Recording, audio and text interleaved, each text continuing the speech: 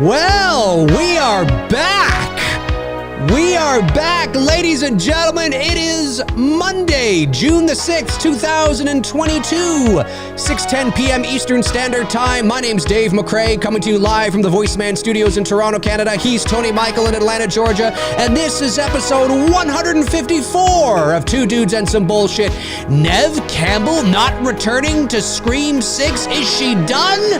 Ladies and gentlemen, we are live! We are live! We are live. We'll also be talking a little bit of Obi-Wan Kenobi, the series Obi-Wan Kenobi over on Disney Plus, which I actually, believe it or not, I have watched the first 3 episodes. Have only watched the first 2 episodes of this of the 4th season of Stranger Things. I gotta get caught up on that. But anyway, we are back. We are back after a couple of week break. Tony and I, of course, celebrated our 43rd birthdays. We did. Mine on May the 24th, yours on May the 29th. How are you feeling, you old fart? I celebrated it by working because we had shitty weather that week heading into birthday weekend. Like all my shoots from my agents got pushed out to Memorial weekend. I was literally working on Memorial Day.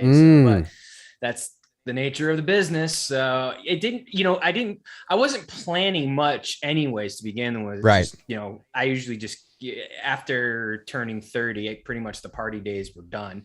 Yeah. I usually just kick back and low key it for the weekend, but, and that was pretty much going to be the plan. Just kick back, chill, low key it. But yeah. Unfortunately, we had a lot of rain heading into our Memorial weekend that pushed a lot of my workout to work on Memorial weekend. So that's what I was doing. I was working, which is fine. Work is work. I was just going to say, money. It's always good. It's always good, right? Yeah, no, it's funny you say that because I remember when my girlfriend and I went to, when you turn, it's true. There is that age that you turn, you go to a bar or you go to a club or something and you're there and you're like, yeah, it's over. That was me at 30. I'm like, well, yeah, because everybody I looked around. I'm like, yeah, I'm over this scene. Yeah, because, you're at least 10 years older than everybody else. And they're all like, who's that? Oh, hey, is your dad here? It gets to that, and you're like, yeah, it's done. It's done. The only things I like doing, and I did a few throughout my 30s off and on, is I would do like guest spots, like DJ guest spots for like the House DJs Club. They'd bring me in for do an hour set or a half hour set. So gotcha. That stuff is cool because I'm not part of the crowd. I'm away from everybody and all the stupidity, and I'm mixing the music. I gotcha. But yeah, as far as like being in the atmosphere and pounding shots back and yeah, dude, no. Yeah. that ended for me at 30, and but I feel great at 43. I feel like I'm in the best shape of my life. It's like you. I'm a very active person. Yeah. Keep myself. Well, it's funny because I actually I'm like almost my high school weight now. Nice. I had stepped up my running over the last few months from 5K to 7K, which doesn't seem like a lot, but that is a lot when you run 3 days a week. You're adding an extra like 4 or 5K to your week, right? Just started eating better, and I mean, I wasn't overweight or anything, but maybe there was a few COVID pounds here or there, and so I've lost about 10 or 12 pounds, which is not a lot. But when you're 5'8", that's a lot. If you're 6 foot, if you're 6'2" and 240 pounds and you go down to 230 pounds, nobody's going to notice. You know what I mean? Well, no, like people. But when you're 67 pounds or whatever, or 70 pounds, and you go down to 160 or 158, that's I notice a huge difference. Things are fitting better, and I feel so much better. And I'm getting that, but in the reverse, because I've always been a thin Well, you're bulking up. Big time. Yeah. I went from when we started the show, I was about 150 pounds. Now I'm at 190 pounds, but it's not fat. Right. No, of course. No, you look great.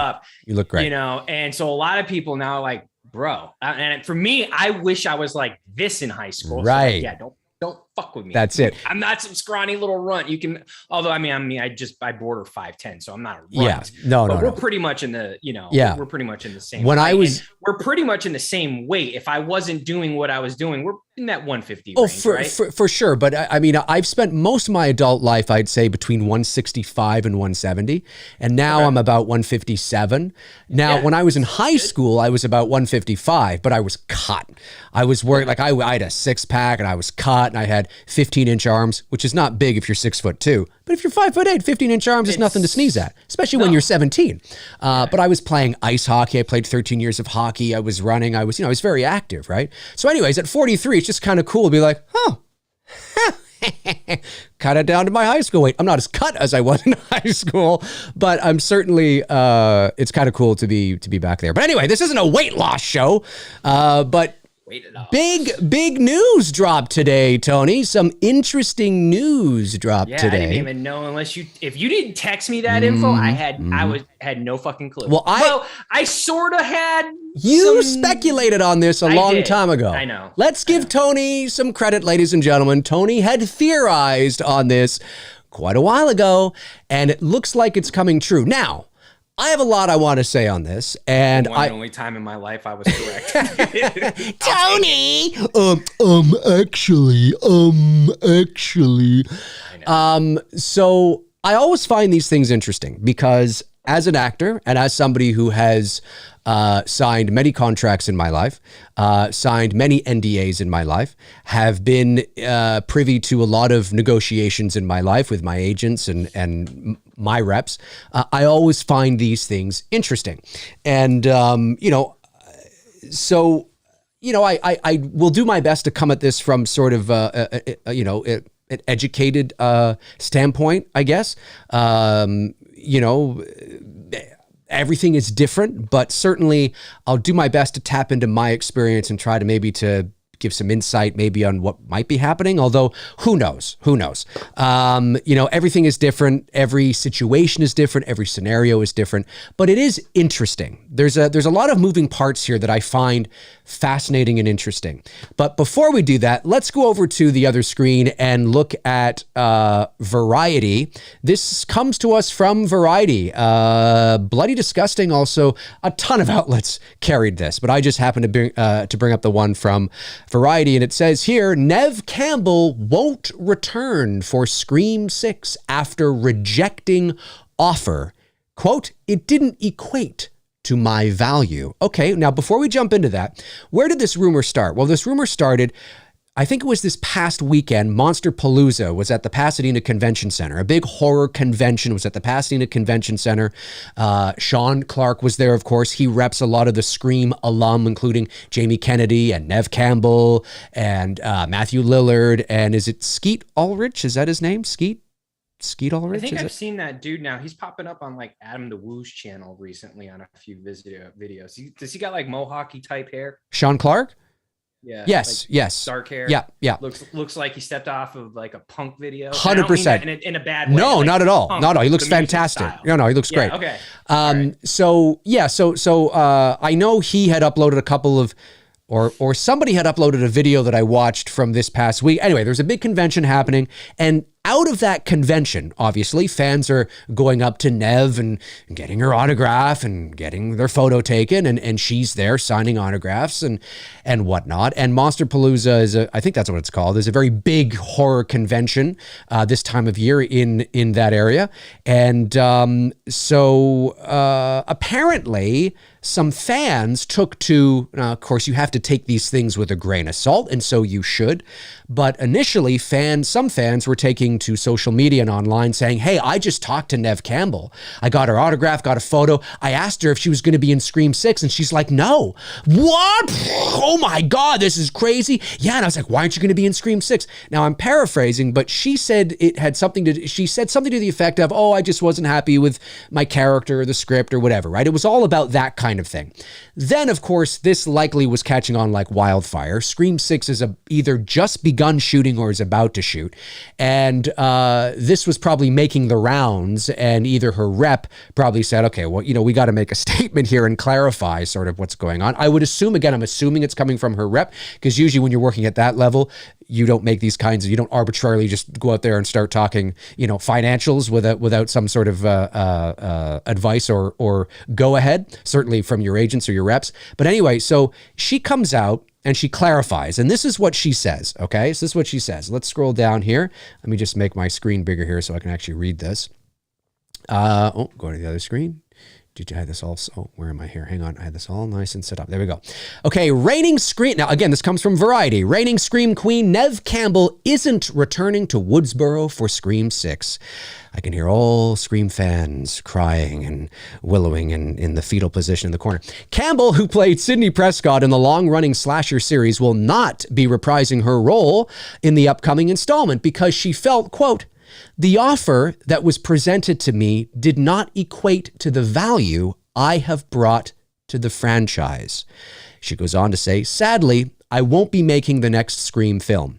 Campbell said in a statement to Variety, quote, "As a woman, I have worked extremely hard in my career to establish my value, especially when it comes to Scream. I felt that I felt the offer that was presented to me did not equate to the value I have brought to the franchise. It's been a very difficult decision to move on. To all my Scream fans, I love you. You've always been so incredibly supportive to me. I'm forever grateful to you and to what this franchise has given me over the past 25 years." Now, the article, of course, does go on, but that is the crux of what she said. Now, the article, let me just see here. The article, it does go on a little bit. Goes on, let me just see here. Paramount, Spyglass, Paramount, though Campbell remained vague about the offer, it goes into talking about how her and Jamie Lee Curtis have had conversations about women and horror and how much money they've actually made from their horror movies, and it's not as much as you would, think it is. I mean, obviously, look, it's a lot of money to the average person, but it's not as much as you would think it is, and that's why in some cases they'd like to negotiate back-end deals and all this kind of stuff. But the crux of the whole point here is this section here. And this is interesting because this is very different, although completely understandable, from what she told fans. I have a feeling that both things could likely be true. Both things could likely be true. So, it's a situation where, as a professional voice actor, if I was at a convention and somebody came up to me and I was signing or whatever the case is, and they were said, "Hey, Dave, are you going to be narrating the next season of, whatever?" And I knew that I wasn't going to. And I knew it was because, myself and my reps were like, the money's not there. It's just that, talking financials is not something I would just do with a fan. Do you know what I mean? It just doesn't seem like, it seems a little tacky. They just weren't going to pay me enough. It just seems like that's not something that you just kind of say to just some random stranger that's come up to you. It just seems a little tacky to say, right? Not professional. So for her to say something like, you know what, I'm not going to return. I just wasn't crazy on the script or the direction of the character. That seems better. It just seems a little more appropriate for the relationship or the lack thereof between said person behind the counter signing autographs and random dude coming up wanting their photo. It just seems like that is more of an appropriate thing to say. But that doesn't mean that since she's clarified her thoughts here, and now we're learning that it also could be financial, that what she told fans was also not true. I think maybe both things can be true, and I think that there's a possibility here that she was, she was already hardly in part 5, okay, and we do know that the directors want to take this in a different direction. We have new characters, really good characters like Jenna Ortega. I mean, come on, man. You remember, Tony, when we were watching the film live here, that was the first time I'd ever seen her. And I said, this girl's a star. And she's Wednesday in the Addams Family series. She was in X. She was in 666. She's in Scream 6 now. I mean, this girl is becoming her own little Scream queen. And so they've got her. They've got the other girl. They've got the other guy. I think they're taking it out. Your girl Kirby's coming back. Your girl Kirby's coming back. They're taking it out of Woodsboro. right? They're moving away from Woodsboro apparently now. Courtney Cox apparently has signed on though. She's going to be in the movie and might have a significant role.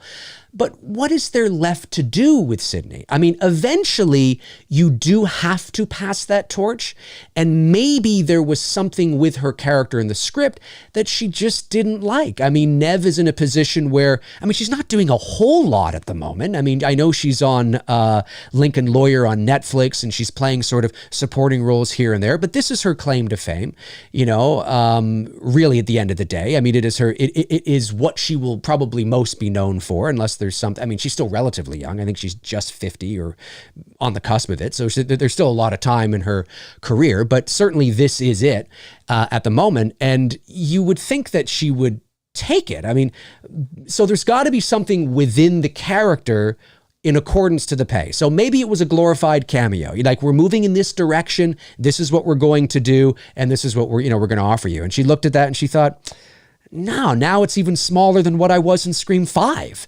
And you're paying me even less. Like, she wants, although one thing that people have to understand is that when you reach a certain status, and I can say this because it rings true with voiceover as well, you know, it doesn't matter if it takes me 30 seconds to read your commercial.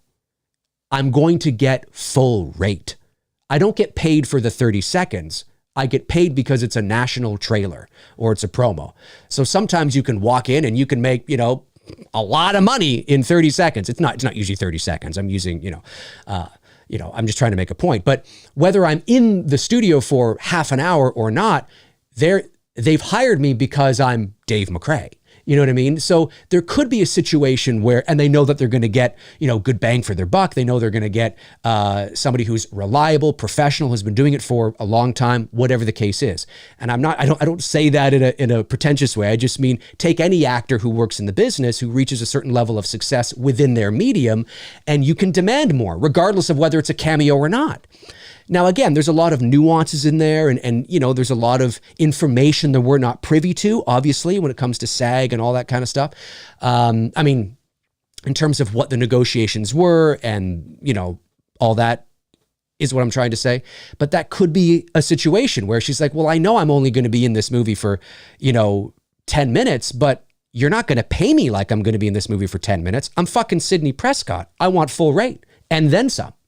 So, you know, it could be both. It could be both. Those are my first initial thoughts, that I kind of feel that maybe this is, both things are true. And she just thought, no, I'm not.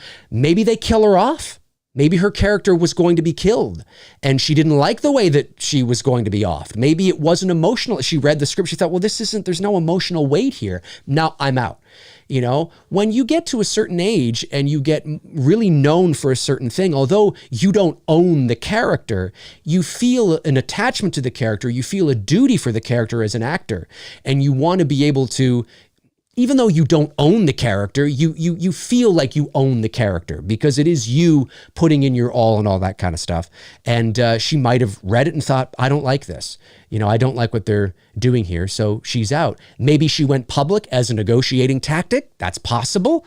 But I think have already begun shooting. So I don't know. Anyway, I've yabbered on here. Tony, you've heard me talk about all this. You've heard this. You've read it along with me. This is your first time hearing this. What do you think, my man? To be honest, look, I mean, we all know Neve is my girl. I've got 5 Scream movies with her in it. Even though, like you just said, the last one, she was hardly in it. And of the 5 Scream movies that she's in, arguably 3 of them are pretty solid films. The first one, the 4th one, and the 5th one. 2 is watchable. You know what I mean? It's I can get down and watch. I can't get down and watch 3. So having said that, she's given me enough. You know what I mean? I've got my Sidney Prescott.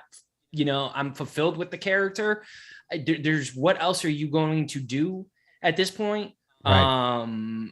So I think she's doing the right thing, whatever the reasons are, whether it's pay or whether it's devaluing the character or both, that I'm sure she's very protective over, and she has a right to, because she's like she says, she's been with this franchise now for what, 25 years? 25, yeah. Yeah. So 26 now, but yeah. 26, yeah. So it's because they did such a great job with how they used the legacy characters in Scream 5 that honestly, when we were watching that live, because we watched it for the first time live together, I was more interested in the new characters because of how well they were written. Yeah. Like you said, Jenna Ortega and some of the other casts. Yeah, great characters. That I didn't miss the legacy characters, Dewey, Gale, and Sydney. And I felt like they did such a great job of passing the torch that it's almost perfect for them to do this and move forward with Jenna. If Jenna Ortega is going to be the new Sydney, because I think you can, at best, I think Scream's probably got maybe 2 flicks left in it before the franchise pretty much is done. And I say that because we have new establishing characters that we only have 1 movie with, that I think you can get maybe 2 decent films out of if done the way they did in Scream 5. As I said, a few moments ago, I'm super excited that Kirby's coming back because next to Sydney, she's my second favorite character in this franchise. And I always felt at the end of Scream 4, I was like, I don't think she did. I stab wound to the stomach. I'm just like, I think Kirby's still alive. She was a well-written character in Scream 4, obviously very relatable horror fanatic, and she knew her shit. Hayden, I think is her name, Hayden Panettiere, or something like that. I always forget her last name, but very attractive young girl, and loved the way she played Kirby. So I'm excited to see that character come back. And I don't think this is a nail in the coffin necessarily for the franchise, because again, like you said, and not to be redundant, but Sydney was hardly in Scream 5. She was. And the new characters were so well written that I wanted to see more of those new characters. Right. Like it's not like I wasn't interested in Sydney and wasn't interested, but she really, there was nothing there that, like, if she wasn't in the movie, it wouldn't have hurt the movie. You know what I mean? Right. So I think I think it'll be fine. I think people are going into the hardcore Scream fans are going into a panic mode a little bit too early. I think is it the same dudes who directed Scream 5 directing this one? Yep. Okay. Let's see what let's get a trailer first before we start saying it sucks. You know what I mean? Like, let's get to that, and then we'll catch but even that, with Scream 5, when I saw the trailer for that, what I got in the trailer versus to what I saw in the movie, like the movie was so much better that, like, the trailer was fine. The trailer did its job, but like the movie, I was like, I was surprised how much I enjoyed the movie, because I didn't think I was going to. Not that I wasn't planning to not enjoy it, but I was surprised how much I enjoyed it, given the fact that we're in the 5th film of this franchise. And the thing with the Sidney Prescott character, the only plot twist in this entire franchise that they pulled that I thought was stupid was the brother angle in Scream 3. Same. So other than that, her timeline and continuity has been intact. She's never had to retcon anything. Jamie Lee. You know what I mean? It's been consistent. It's probably the most consistent continuity in any of in any of the franchises. Even the brother angle still was consistent, which just I wasn't buying it. That's right. So stick to your guns, Nev. You gave me 5 movies, or 4.5 if you count. She was only really barely in half of 5. Yeah. And I can always go back to the original. I can watch the second. I can watch Scream 4, and if I need to get my Sydney on, because like I said, she's done enough. Like you said, there's only so much you can do with this character, and there's only so much that she's going to be able to survive before people are like, all right, dude. Right. Like, I have agreed. How many close calls are we going to get? 100%. I agree with everything you've said. And it's important to remember too that, with somebody like Sydney and these legacy characters, obviously, spoiler alert, Dewey's dead. But Right, with the yeah, if you remaining haven't characters, seen it. it was never going to be all about them. Now, Scream 5 was very much a Scream movie, and they played a lot of things safe. It was very Easter eggy and all, which is what which is what you do when we've seen a pattern of that. Halloween 18, Ghostbusters Afterlife, Scream Legacy. Scream Legacy, that's the fan film. Scream 5, excuse me. I was trying to talk about their legacy as characters. The legacy characters is what I'm talking about. When you come into that, you are in a situation where it makes sense that you would bring these people in to get fans back on board, right? It had been a decade, get people back on board, and there's a natural sort of, passing of that torch. Even if Sydney was, again, it all depends, but I'm just thinking about how these things usually go. Even if Sydney was going to be in Scream 6, it's probably going to be another similar role, if not less than it was in 5, because the goal is not to amp up the screen time for these legacy characters. The goal is to whittle them down so we can pass the torch. Right? So, she, again, it is like, I don't necessarily believe that she lied to fans and the script is great and she loved the direction of the character. They just didn't want to pay her for it. No, I think it's probably both things, because as I said, it's just not a professional thing to discuss your salary with random strangers coming up asking for your autograph. So she chose to play at that angle, and I think there's probably some truth to it. And she does feel a sense of ownership over it. It's understandable. It's her claim to fame, as Jamie would with Laurie Strode, or anybody who's known for maybe one or two characters. You do feel a sense of ownership over it, and whether we agree with her decision, it's hard to say, because we're not privy to the details of what the offer was. But I can tell. And like I said, man, with the ending of Scream 5,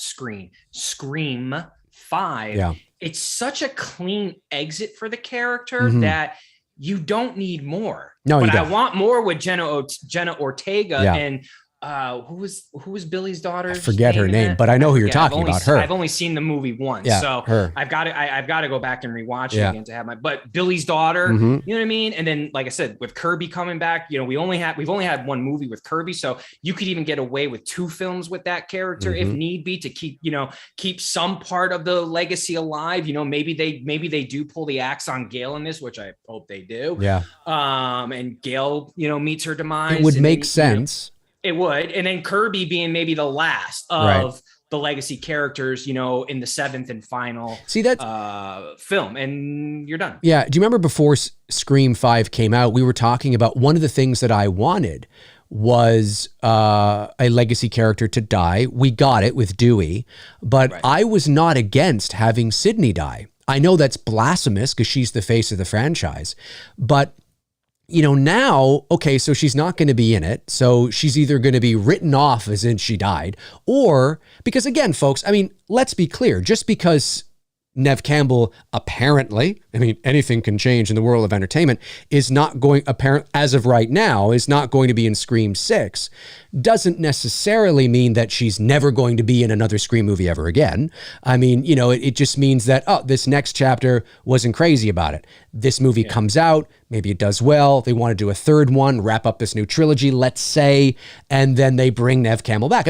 That's not possible. That in some ways might even be probable, depending on sort of what the story is. What I'm surprised though is I'm surprised that they didn't, and maybe they did, and Neve Campbell said no.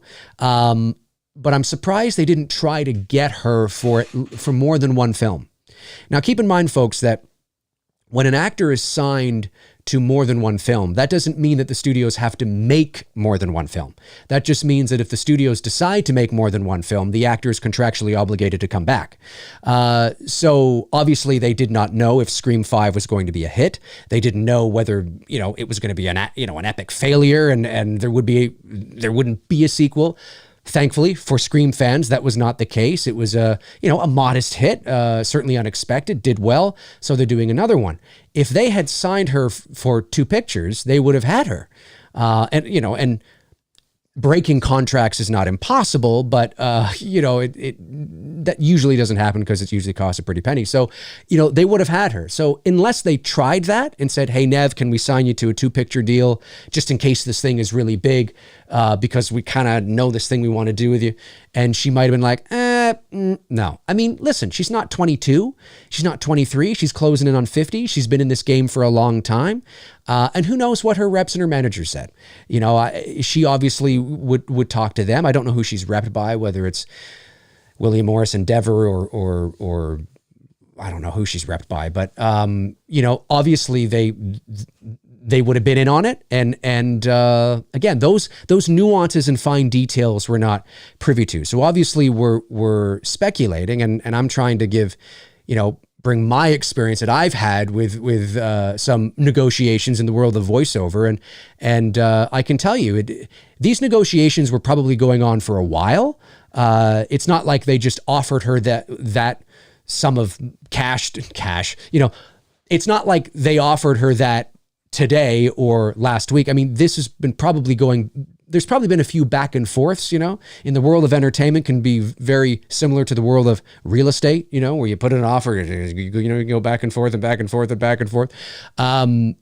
So, and then she just decided no. It's good on her too, because you know, I don't know why, man, I don't want to watch a Scream movie where I'm like, even with what I don't like about Scream 3, I don't look at Scream 3 and I'm like, Neve, you shouldn't have done that. So like with this, I have a feeling if again, I'm just guessing with how protective Neve is of the character, that maybe when we as fans who have basically grown up our entire lives since we were teenagers through now our adults, being a fan of this franchise, we could walk away from it going, she shouldn't have done that. And I don't want to feel that way. Right. You know what I mean? As for what I don't like about Scream 3, and really the main thing I don't like about Scream 3 is the plot turn of Roman being the brother. Mm-hmm.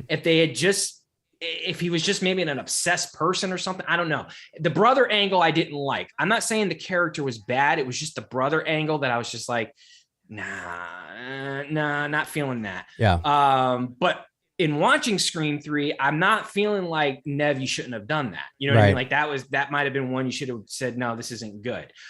So for whatever reason, whether it's the script or the money, I'm glad she's sticking to her guns, because as I said, as a fan of her and the character, I don't want to feel that way when watching a Scream movie where Dave and I are sitting here after going like, she might've jumped the shark on that. Yeah. You know what I mean? Yeah. I totally agree. You know, but at this present time, until we get more information, if we will get more, I mean, we may not either. We're not privy to that information. We don't need to be privy to that information. No, yeah, exactly. But I'm just saying that I think I will go out on a limb and say it's both. I don't think she was particularly flattered with the direction of the character. That could be screen time. It may not be. It may be what her character is doing, the arc of the character in that film. Maybe she meets a demise that she wasn't satisfied with, and also the pay. And it's like, well, hang on a sec. I mean, look, if you're a new and upcoming actor, and you know, you can get away with offering somebody new, you know, less money because their screen time is less.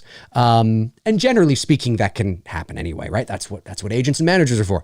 But, you know, you can also be in a position where it's like, well, hey, listen, like I said earlier, I know I'm only on screen for 10 minutes, but I'm Neve Campbell. I'm Sidney Prescott. And that's your leverage, right? So you can negotiate. You can say, hey, listen, you know, I'm not Bill Box over here. I'm Neve Campbell, you know, and it's like, you know, and they obviously, as of right now, the studio wasn't willing to pay whatever she wanted.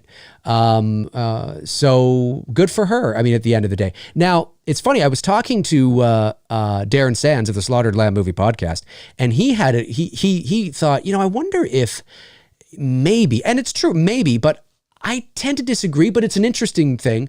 Maybe this is all a ruse, and maybe she is going to be in it. Comes back for 7. Yeah, or something. But I tend to think it's not, because I think that would be something you would do for Scream 5, pretend that she's not in it, and then she shows up. Because now that she's already been in Scream 5, I don't think you would go that route, unless, and Darren said this, which is actually would be really cool, but then I don't know where that leaves us unless she's the killer. And you want to sort of distance yourself from Neve, pretending she's not in it, so the big reveal at the end of the movie has that much more impact. But that would be the only way, in my estimation, that it makes sense to put out a fake story about how you weren't happy with the money and you weren't happy with the character, and you know what I mean? Because other than some wild, crazy thing, like all of a sudden you're the killer, and then why are you the killer? I have no idea. Who knows? She's lost her marbles somewhere along the way. That maybe, or hey, I mean, maybe that's even, I'm going out on a limb here. Who's to say that isn't what they were going to do? And that's where she put her foot down and said, no, Sydney, killer, no, I'm not, no way. You never know. All different theories out there, all different speculation out there, but it's interesting. But if it really is at face value, just simply a decision that wasn't happy with, what they offered, wasn't happy with the direction of the character, and I'm bowing out. If that really is it, then how can you blame her for that? The thing about it is we've got a movie with Jenna Ortega already under our belt. Yes. So if Jenna Ortega is going to, it's not like when Halloween 4 came out, they had to give us new faces because Jamie Lee wasn't returning. Right. So they gave us Danielle Harris and Ellie Cornell. Yeah. So they don't need to do that here. Yeah. They've already got someone established with the fan base that everyone, for the most part, there's not a person that I haven't talked to yet. And I'm sure they're out there that didn't like Ortega's performance as, I thought she was great. Yeah, she was awesome. So I think, and she's got a bright future, man. She's like 19. Absolutely. And I just bought X. I'm going to watch it here soon. Everything just sort of dropped at once on our birthday weekend, like Top Gun, Stranger Things, freaking the Obi-Wan series. And I'm like, I can't do all this at once. So I had to kind of go through each thing one at a time here. And eventually I still haven't even gotten to the theater yet to see Top Gun, but I'm going to at some point.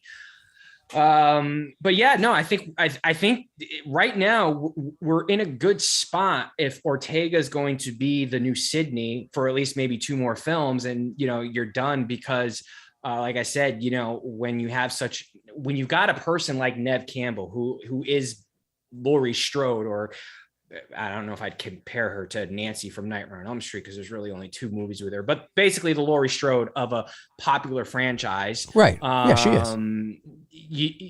It's hard to replace a character like that, but the way Scream 5 was written with the legacy characters not being the center, basically the center of the movie and the anchor of the movie, it really was this new cast. I want to see more with that new cast. And that's the job of what the directors and the writers had to do. They had to make us say, you know what? I want more of that. And I do. Yeah, no, exactly. And the thing too, when you look at Jenna Ortega in Scream 5, she was in the movie, of course, and she certainly was part of the finale and the climax, but she spent most of the movie injured. Right? Yeah, so that's right. Now you have an opportunity to really sort of, balls to the wall. Right, to develop her character, lift her character up along with the other girl. I keep forgetting her name too. But there's an opportunity. Right, exactly. But there's an opportunity there. And, to really almost in some ways, you kind of think that maybe the series is going to become sort of Billy's daughter's, series, but maybe not. Maybe this is an opportunity to hand the series over to Jenna Ortega. Now, of course, that's got to be done in a way that feels organic and it feels, you respect the fans, and, fans don't feel it feels organic, you know what I mean? Not shoehorned in, of course. But I think she's liked a lot, and she's very good in this genre, and I think there might be an opportunity there. Is there an opportunity, as we said, for Sydney to come back? Sure, of course there is. But it doesn't look like it's going to be in this movie, and who knows where it's going to go. We do know that Jenna Ortega has come out and said that, according to her, of course, reading the script, that this is a very bloodier, gorier, more violent Ghostface in Scream 6 that we're about to see. Which is funny because that's what I was expecting in this one. Well, it wasn't as bloody and violent as some kills were like, okay, sure. So if they're gonna go in that direction, all right, let's see what you got. Yeah, it's funny. I remember people saying, "Whoa, Scream 5, like it's really bloody," and I watch, I'm like, it's no bloody, it's a Scream movie, and that's not a bad thing. It's not a bad. I'm just like, I don't know if I was expecting Halloween Kills or what. I'm not sure, but I was expecting something darker, and there were some moments where it was definitely outside of the Ghostface killing style, where like Arquette's character getting gutted the way he did, like that was like, I was like, oh shit, okay, we're going there. So if that's where, if she's saying that, again, I'm not going to shit on something until I see it. You know what I mean? Once I see it and then I get the feels for it, then I'll make my opinion at that point. But before they've even begun filming the damn movie, I'm not going to start judging. That's it. And if there's one thing before we move on here that we can absolutely safely say, it's that, you know, because Sidney Prescott was hardly in Scream 5 and these other characters did such a good job, you know, it's not like Sidney was going to have a main role in Scream 6 anyway. Like I said, I mean, the goal is to, you know, move these legacy characters out, not usher them in. You know, it's not like, it's like in Ghostbusters Afterlife. I mean, Bill Murray, Dan Aykroyd, and Ernie Hudson were never, like, it was never going to be a movie about these old fat guys running around and you can't, it's over, you know? So the goal is to kind of do that passing of the torch, and you know, to get, and I thought they did a great job. Scream is trying to do it. The only films that, well, I guess the Halloween films kind of are sort of trying to do it, but anyway, that all being said, it doesn't mean that she's completely done with Scream, but it might. There certainly is enough, especially if Scream 6 is a hit. And Jenna Ortega and what they do with these new characters is great. I mean, you know what? The studio is going to be like, Neve who? I mean, we don't need her. Business, baby. No disrespect to her. She's great. She'll always be our Scream girl. Absolutely. But we've now moved on. We don't need her now, especially if they kill her.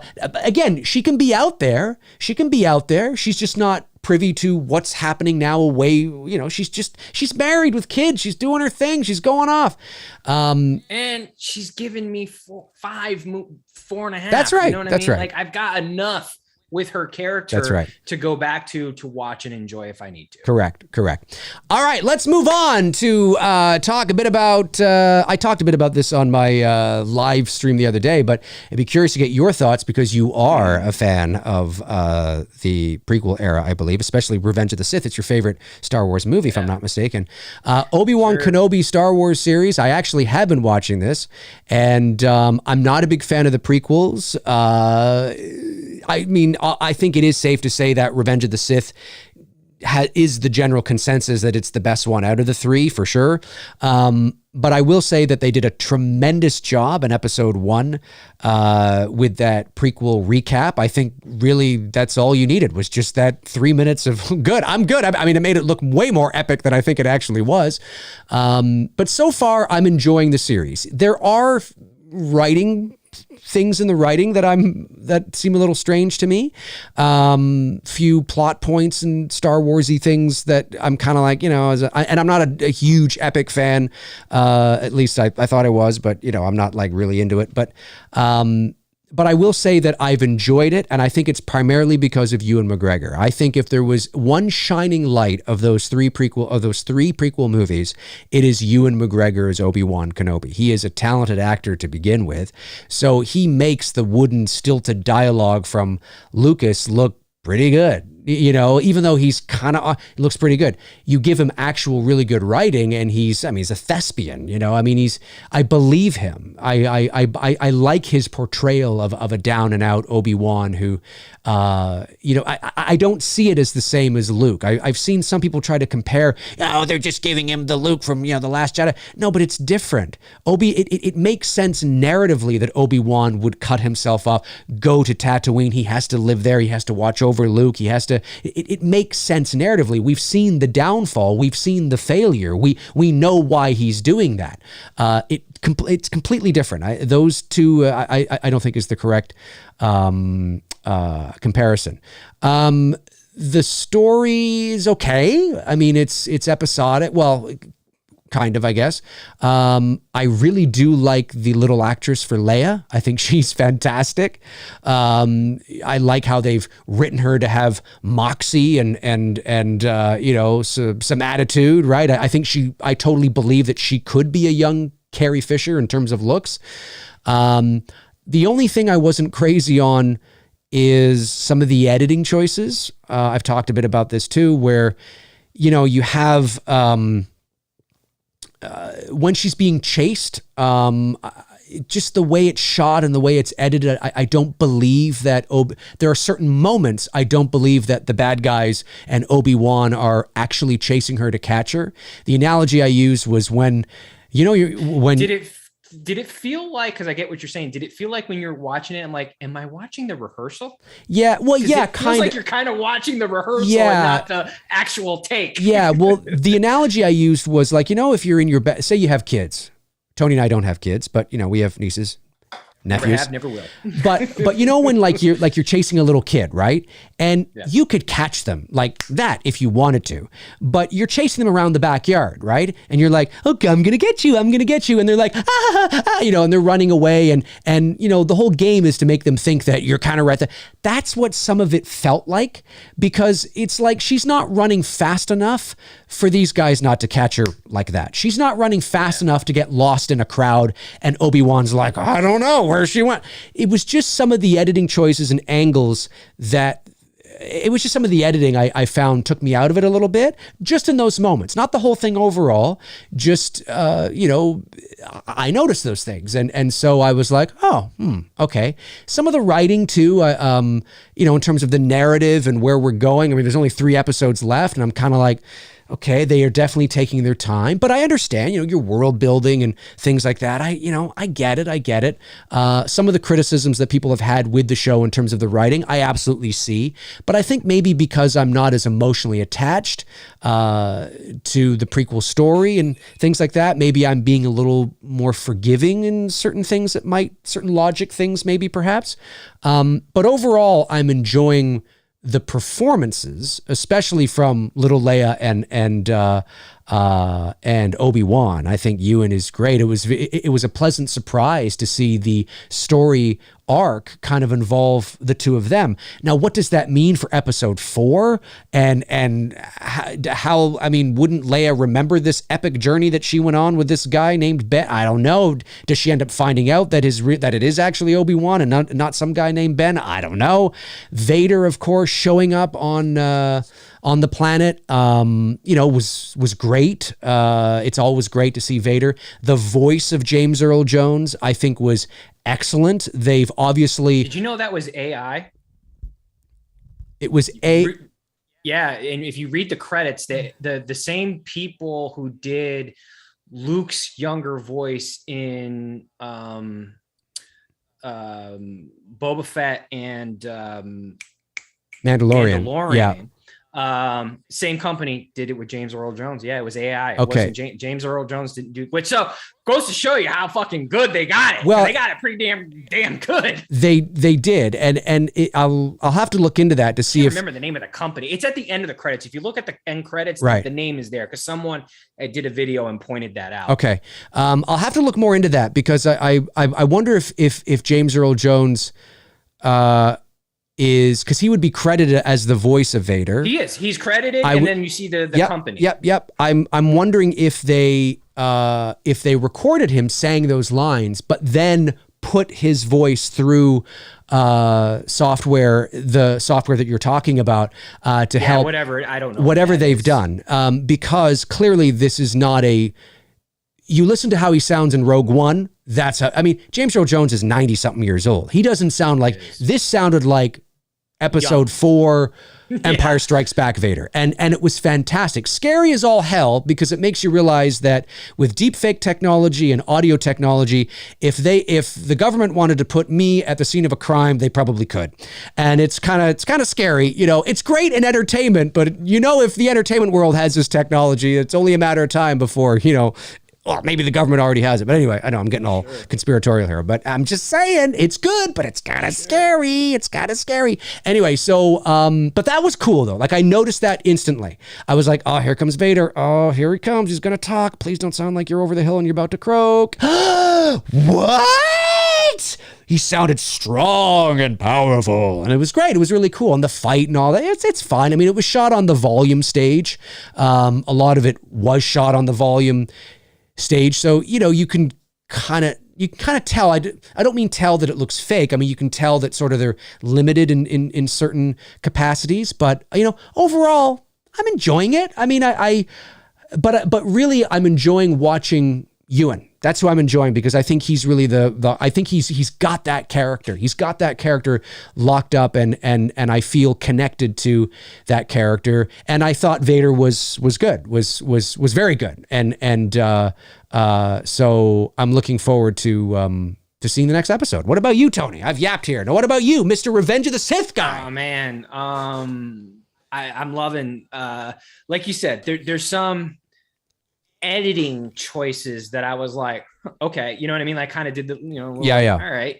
I, you know, I wasn't quite sure where they were going with. And like I said, there was moments where I saw Leia running. I'm like, I feel like I'm watching the rehearsal and not the actual scene that they intended to film, because she just didn't seem to be running fast enough.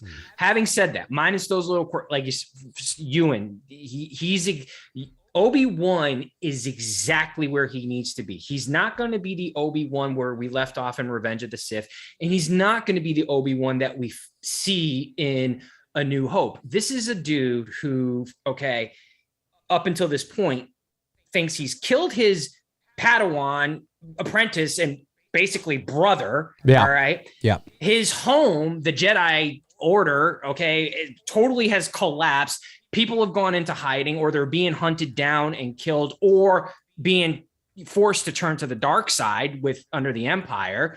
So everything he's known and loved in his life, it's been destroyed. So I totally expect him to be just in distraught, to be very withdrawn, very reserved, obviously not using his force powers because he's flying under the radar and shit. Yep. You know, my only complaint is I don't mind the Reva character. I don't think she has any weight yet to the series where I'm like, okay, I see why she's important. Maybe I will feel different as it ends. Right now, I'm kind of like, she's just there. Right. I didn't like how it was revealed to Obi-Wan that Anakin was still alive. Which isn't a spoiler because that's in the trailers. Well, Vader's in the movie. I mean, yeah, he's in. We know, or Vader's in the show. I mean, and we know Vader is Anakin, and Anakin is Vader. Right. So, I would have preferred in that fight scene in the location where Vader and Obi-Wan are fighting each other, that a different line was given to Ewan, where you do get the line, "You did this to me." Right. And then I would have Obi-Wan take a beat back, like, what is he talking about? And have Vader take the mask off to reveal that it's Anakin with the burnt face. And you just see the look in Anakin's eyes, this intense rage. Because the other thing that I will say that I like how they're portraying Vader in this, everyone's getting all critical on the fact that like he was afraid of the fire or that he didn't kill Obi-Wan. Bro, this dude has spent 10 fucking years reliving in his head the bad decision that he made for trying to jump up the high ground, losing his limbs, being enclosed basically in a coffin, right. the robotic suit. Okay. And this was all done by his mentor, once mentor, apprentice, his mentor, Obi-Wan. If you know anything about revenge, you're not just going to off the dude in 2 seconds. This is a very... He wants to make him suffer. He wants to make him suffer and suffer some more. Mm-hmm. Like he's put him in the fire. So, and now he's going to get into his head and break him down mentally because he has spent 10 years thinking about nothing but this moment. Right. So yeah, I totally liked how they played that off. And everyone online is like, Vader wouldn't have done it. He shouldn't have. He's not afraid. It's not about being afraid. It's about Vader's revenge on Obi-Wan and making Obi-Wan suffer just as much as he has suffered for the last fucking decade. the Leia thing though, I'm kind of on the fence with that story arc. I'm like, did we really need to have Leia be the arc of this story? Right. I was like, we have not, like, I love the fact that we get a glimpse of Luke off in the distance. Obi-Wan's watching over him. Mm-hmm. That's cool. I felt like they could have done the same thing with Leia and just sort of moved on from it. I didn't think we needed her in this. I'm not totally against it. I agree with that. It's totally not needed. It's not, you know what I mean? I feel like they could have maybe hashed this out a little bit more. However, I was telling this to my brother in Devon. I was like, bruh, I want a whole series of Vader. I don't want a plot. I don't want a story arc. I don't want dialogue. I just want him walking through town, snapping people's necks. Now you see, I was like, yes, that is the Vader I have been waiting to see on screen for a really long time. Let me tell you this, and here's one of the things that bothers me. And again, these are little Star Wars sweaty fanboy nitpicks. I mean, hello, come on, look at my. He's basically Michael Myers. No, right, but here's the thing that kind of bothers me, right? So that I can get behind because. Like when they announced they were doing an Obi-Wan show, I was like, why? I mean, I know why. We know why, but why? You know what I mean? Because if you do a Vader show, well, that makes sense. Because in that 20 years, or 19 years or whatever, Vader is tearing up the fucking galaxy. Do you know how many people he could kill? How many different scenarios and situations we could see him in, lighting shit up, killing people, strangling people, fighting people. My God, Obi-Wan Kenobi, when you watch A New Hope, and Obi-Wan Kenobi comes over the dunes there or whatever through and the sand people are like, and they take off, and he's there and he's hello there, and it's like he's Obi-Wan Kenobi. He's like Obi-Wan Kenobi. That's the name. That's the name I've not heard of. I feel like he hasn't heard this name in 20, 30 years. Not 10 years. I mean, there's people calling him Obi-Wan in this show, and you only got 10 years till A New Hope. Now, is 10 years a long time? Sure. Maybe he's been out in the desert and the sandstorm's been getting in his skin and the sun's been hitting him too hard and he feels like it's been 100 years. I don't know. I'm just simply saying that, there's little things like that where I'm like, I've always got the impression that, in my opinion, I've always got the impression that when we're introduced to, and this is because it was like this. This is because it was supposed to be like this. And this is part of the problem you run into when you have a successful franchise and you go back and try to do different stories with those legacy characters, right? Is that you kind of change things a bit. Because when we're introduced to Obi-Wan in A New Hope, I've always been under the impression that dude's been fucking living in the fucking rocks in the side of a mountain for 20 years. You know what I'm saying? Or he's just been sitting there. He hasn't been, and it makes sense. I haven't heard that name in a long time. He's been out there. We don't even know that's where he's been. He hasn't been fighting. He hasn't been traveling on some epic journey with little Princess Leia running around going, I mean, come on. I get it. And that's part of the problem. That you don't want to do too much with him, and you don't want to do too many seasons with him. I know it's a mini series right now, 6 episodes, but there's rumor. Yeah, I think Ewan rumored that there's a season. Ewan McGregor played coy with he was being sort of coy. He was being kind of he's playing. Yeah, he said, I hope you enjoy 3, 4, 5, and 6, and 7, and 8, 9, 10. Whether that means there is going to be more, I don't know. But my point is, and I know there's rumors that they're talking about it. My point is, you don't want to do too many of these shows with him because No, you really want to focus on Vader. Well, yeah, because how many adventures did Obi-Wan have? I mean, how much, what the hell? I mean, there's got to be a point where he settles down and just fucks off for a while. He can't be too active. That's my point. Vader's different. If you want, now, I don't think we need a Vader thing either, but between the two, Vader, it makes sense because Vader is active. Vader's the biggest, baddest motherfucker in the galaxy right now. So many stories that they could tell. So many stories you could do over 20 years. Yes, exactly. But Obi-Wan has to be living in the sticks doing fuck all at some point for so long that he's like, I haven't heard that name in a long... Anyway, it's little things like that as a Star Wars fan, I go, okay, but hey, it's not done yet. Let's see where it goes. Maybe they'll acknowledge some of that. Or that's kind of like, look, I get everyone's point. And there's a couple of things I'm going to mention here. I get everyone's point when they bring up the line that Vader says when I want in episode 4, when I last saw you, I was but the learner. Now I am the master. Right. But there's also a secondary dialogue from Obi-Wan that's really important when Obi-Wan responds by saying, only the master of evil, Darth. That's right. He doesn't refer to him as Anakin. Yes. He doesn't acknowledge the fact that he's mastered becoming a Jedi. That's right. He's mastered becoming a Sith Right. Lord. And do you want to know why?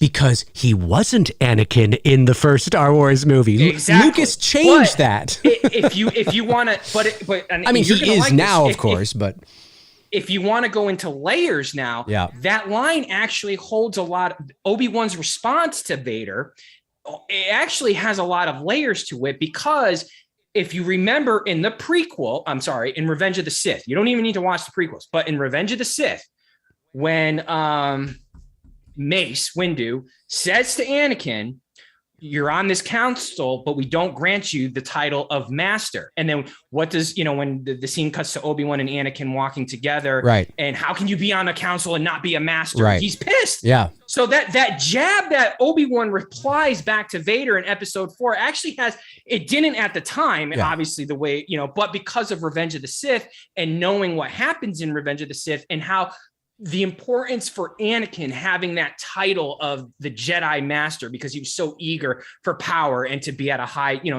ranking level. Right. That jab adds a lot to, it's not just a throwaway line. There's a lot of depth to that line now that back in 77, I know they weren't thinking of that. Right.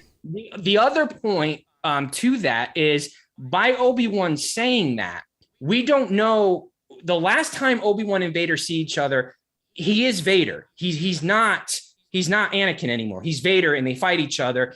And he's learning. He's an apprentice to the Emperor. Become my apprentice. All that crap, right? So he's an apprentice, and he's been an apprentice to the Emperor for 10 years at this point. Mm-hmm. Yes, he's more powerful. There's another line that is very important in the original trilogy, and it just goes to show you that Lucas did not have a thought out plan when making these. Luke says to Vader in episode 6, I feel the conflict in you. You've only forgotten. And Vader responds to him by saying, there is no conflict. No, Obi-Wan once thought as you did. Oh, right. Yeah. Okay, so where in the original trilogy does Obi-Wan tell Luke he still feels that his friend can be saved? Right. In fact, if anything, it was Luke doing everything he can to convince Obi-Wan and Yoda that he believes he can save his father, and he proved it by doing that. He's more machine now than man. And even in Revenge of the Sith, when Anakin falls, exactly, that's what Obi-Wan says. Yeah. When Anakin falls to the dark side in episode 3, even then Obi-Wan, it's Padme who says the line, there's still good in him. Right. Obi-Wan thought he was gone, like he's a lost cause. He saw him kill younglings, and in fact, one of the last things they say before they fight, well, you are lost. You know what I mean? Like it's done. So that whole thing of like, I was once the learner and all that, we don't, and Obi-Wan once thought as you did that Vader says to Luke in episode 6, they may bring that all full circle here in this series, because maybe there is going to be another teachable moment where Obi-Wan still might feel that there's still some good in him, that he might be able to redeem his friend, which will bring everything full circle to the original trilogy. And I would, when you got Dave Filoni and you've got Jon Favreau and you've got, all these great Star Wars minds working on all these shows, they must take these things into consideration for sure. However, having said that, what fans are seeing when things don't, and if they're, that is the reality of what happens when you go back instead of going forward. And I understand why they go back. I mean, it's a proven character. I get why we have an Obi-Wan show, but despite, I don't know why I know why, but despite popular Star Wars opinion, Lucas didn't have all these planned out to the. I mean, No, Vader. He got lucky with a blockbuster film. He got lucky with a blockbuster, and then because he's smart and he's up on mythology, religion, the hero's journey, and all that kind of stuff. When he was writing, The Empire Strikes Back, of course he's thinking, well, hang on a sec, maybe if instead, maybe it could be his father, and then it becomes a father and son thing, and that's quite powerful. And things mold. And Leia was not going to be his sister. They were not going to be siblings. No, of course not. She plants a big old kiss on him in Empire, of course. And you're like, and it's not that you can't make things work, but the whole, from a certain point of view, of course, he's lucky it works, because when Obi-Wan says he betrayed and murdered your father, no, he meant Darth Vader betrayed and murdered Anakin Skywalker, like actually physically, because Anakin was a separate person. But because Star Wars is fantasy, and because it's very poetic and all about the Force and religion and all that kind of stuff, it totally works. It works with him saying that, because you can go, okay, I get it. And he's lucky that it works, right? But yeah, there were a lot of things that kind of were shaped and molded through the original trilogy that Lucas did, for sure. But what you're seeing here is part of the problem with going back, right? You have all these little things that you got to start. It's like Halloween and Halloween 2, right? The original Halloween, they were not brother and sister. Michael Myers was this kind of a person, was this boogeyman, and that's why there will always be a slight disconnect between that original film in terms of continuity and character continuity and the rest of the series. You can make things work and you can justify it in your own mind as a fan. That's fine. And sometimes that can work. But when the intention of the filmmaker is to drive this story and then it becomes huge, and now you go, okay, we got to do more. Well, let's do this. You know what I mean? That's sort of the reality that kind of ends up happening with these shows. Bro, it's just nuts how insane the Star Wars fan base is, man. It's like, holy balls.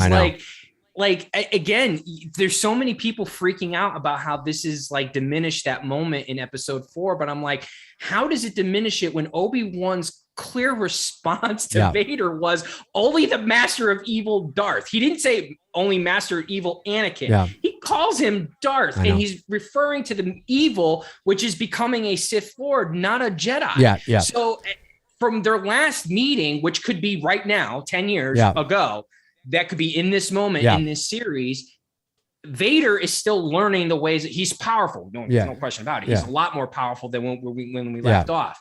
But he's still learning the nature of the dark side through the Emperor. Sorry, I was just going to say that if they are only going to do 6 episodes, you would think at some point Obi-Wan would have to get the better of Vader in the next 3 episodes. It's got to happen. Because he says, when I left you, I was but the learner. Now I am the master. And if they do that in this, then at least it doesn't diminish episode 4 like fans are freaking out. Right, but doesn't it freaking out? But wouldn't all that have been better if there was no Obi-Wan series? And only a Vader? I agree. No, I love evil Vader. And only Revenge of the Sith.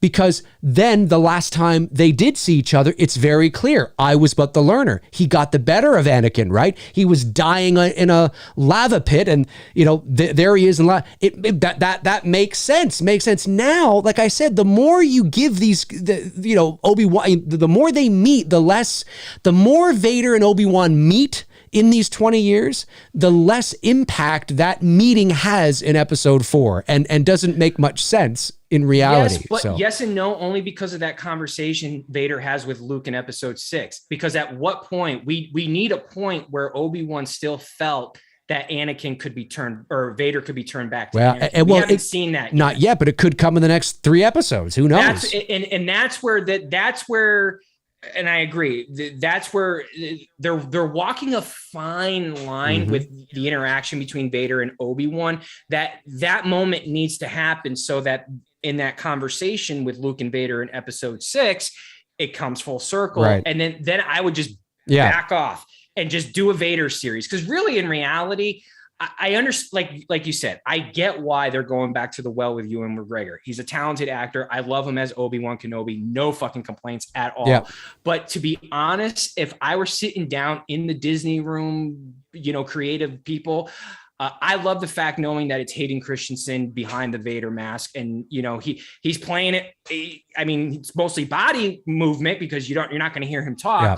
I hope we get a moment with him with the mask off, and like we kind of saw him in the back to tank. But I think the reality, like we were saying, there's more there with Vader that fans haven't seen, and even in that blip moment of Vader walking through that town and just not giving a fuck and snapping necks. Yeah. I want more of that. Yeah, that's same. like literally he's stalking Obi-Wan literally like Michael Myers. Yeah. I want more of that, but with other characters. Right. You can give me 10 seasons of that, because like you said, there's literally 20 years of Vader just kicking ass all over this and the galaxy. Maybe the Obi-Wan series will be the jumping off point for that. And I hope so. Maybe I hope this is like a one-off, be done with it, tread carefully, but then just go full, and don't tread lightly with the Vader shit. Do exactly what you did in this and just keep going. Yeah. I love that. The only thing your idea there where they're talking and maybe he removes the mask to reveal I know. I was thinking that kill him. Yeah, it would, and it would be hard for him to. It's in pieces and stuff. I think just what he says, right? He starts to say a few things that remind Obi-Wan of their battle, and it's at that moment he just looks at Vader and thinks, and maybe even says, "Oh my God, it's you." Or something to that, you know what I mean? Something to that effect. That would be very powerful. Yeah, that'd be very powerful. I agree. Very cool. All right, well, let's move over to the. I'm looking forward to you wrapping up with Stranger Things so we can talk, because I'm itching to talk to you. I know. I've only watched the first 2 episodes. I'm watching. Have you seen Top Gun as well? I have not seen Top Gun Maverick yet. No, I have not. But I've heard great things. Everyone loves it. I'm sure I'm gonna love it. For sure. I'm trying to get to see it. I think you will. All right, let's move over to the chat room and see what you guys and gals are saying. So now is your opportunity to send in if you want your question guaranteed an answer, you can send in a super chat. I know a bunch of super chats did come in, so let me just go back. There you go. Let me go and let me go get some of these. Did you see this guy? I did get this for my birthday. Oh, hang on a sec here. I don't see it. It's made out of oak wood. There's a guy here in Georgia who lives out in Madison, Georgia. He's a wood carver. Very cool. He made me out of oak wood the necklace that Anakin makes for Padme. That's cool. That's awesome. That's really cool, dude. All right, 1 second here. Monetization. Go over to super chats. Open this up. Okay. Ooh, a bunch came in here. All right. So the first one that comes in is from Riker H. Sends in $5. Thank you, Riker. Says, when Halloween Ends releases, I'm renting out a theater in LA. You and Tony are invited. Friday, LA theater. Well, that is amazing, Riker. I don't know if we'll be able to make that, but I think you should invite all your friends, all your Halloween, put up maybe a Halloween party. Throw a Halloween party. Throw a Halloween party, my man. That would be fun. If I lived closer, if I lived in the area, maybe I'd be there. I don't know. I don't really have much of a desire to go out to California. There you go. Riker H follows up with right now, anyways. Riker H follows up with another $5 and says, did Jamie Lee Curtis get a better picture deal or money to do 3 Halloween films, whereas Neve was probably going to be killed off in the beginning? Did Jamie Lee Curtis get a better? Oh, I see what you're saying. I don't know. I mean, I don't know what. Now, Jamie Lee Curtis is an executive producer on these 3 Halloween films. So obviously I'm sure she's paid well and fairly. She's also a very strong she's woman. Doing all right in life. I think she, well, yeah. And I think she's done fine with these 3 films. Neve, in terms does she get residuals even from the original film still? From the original film, probably not. No, because the original film that wouldn't have been in her contract. I mean, she was a newbie. So that would be more Carpenter, huh? Yes, it would be more Carpenter on sales. Carpenter, like sales. Irwin Yablans. Yeah. Those guys are doing well. Yes. Oh, fine, perfectly fine. And Neve, like I said, I don't know what they negotiated for her in Scream 5. I don't really know. I'm just surprised they didn't try. And again, maybe they did try and she said no. But I'm sure Neve doesn't have to work another day in her life. No. She's doing fine. Todd Fair dropping bombs. Todd, holy shit. Drops $100 and says, happy belated birthday, guys. Thank you so much, Todd. And then another bomb comes in from Todd Fair. Holy snap and crap, Todd. Very generous super chats right there. Much appreciated, my man. Says, Scream 6 will not be good without Neve Campbell. I disagree. I think there is, as Tony and I talked about when we were talking about this whole Scream 6 thing, and I think Tony would agree, I think there's a big opportunity here because of this cast. When you cast well, when you really cast well, it can make all the difference. And when the writing is good and you can, relatable characters delivered by great performers, you can win over an audience, man. You absolutely can. And I can tell you right now, as much as I love Neve and Scream, you got Jenna Ortega there. And like I said, go back and watch the Two Dudes and Some Bullshit where Tony and I watched Scream 5. It was the first time I'd ever seen it. First time Tony had ever seen it. We waited for it to come out on streaming for us to watch it. I had never heard or seen Jenna Ortega before in my life. And there's a moment in that show. Most of the young cast I'd never heard of. Same. And there's a moment in that show, and Tony can back me up, where I said, there's something about this girl. She's a star. Yep. I said, there is. You were digging it. I said, I'm digging this girl. I'm really digging her performance, her look, her it's the nuance. I mean, I'm not saying she's fucking Meryl Streep. I'm just saying there was something about her. There was something about her that I was like, I really like this girl tonight. And I 100% agree with you. And I'm gonna hopefully this week, because I did buy it digitally X. This young girl is carving out a nice little Scream queen path for herself. She is. I mean, they may be lining her up, I don't know, to take the torch. I don't know. Yeah. Mohammed Nabil sends in 25 United Emirates coin. There's like a dramatic pause there. I know, I was trying to, I was going to say currency, which I guess is probably more accurate. Hi, Dave, and thank you, Mohammed. Really appreciate it. Hi, Dave and Tony. What's your top movie from the following 4 directors? Ooh, here we go. Kubrick, Spielberg, Martin Scorsese, Quentin Tarantino. Bro, come on. That's not even fair. This is like choosing one of your children. It really is. Like picking my favorite from each director. Okay, well, let's say one of our favorites from each director, because it's going to be really tough here, Mohammed. I think with Kubrick, I'm going to go with, for me, it's going to be either 2001 or The Shining.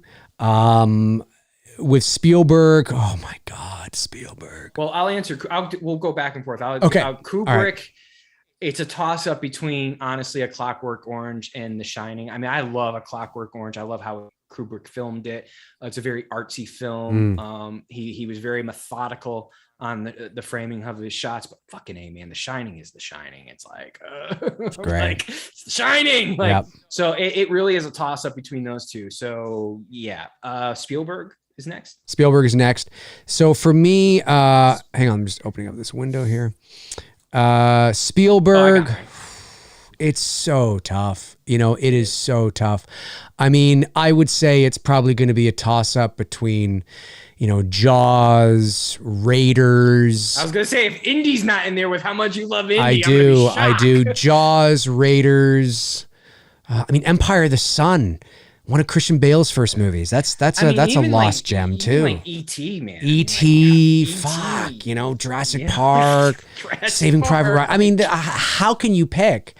But for even, I know it doesn't get a lot of praise and recognition, but I did watch it here recently because it was on Netflix, and I actually enjoyed it. It was the movie he did with Tom Cruise, War of the Worlds. Oh, War of the Worlds is really. I really like. I mean, Minority Report with Tom Cruise. That's a good one too. Is that Spielberg? Yes, it is.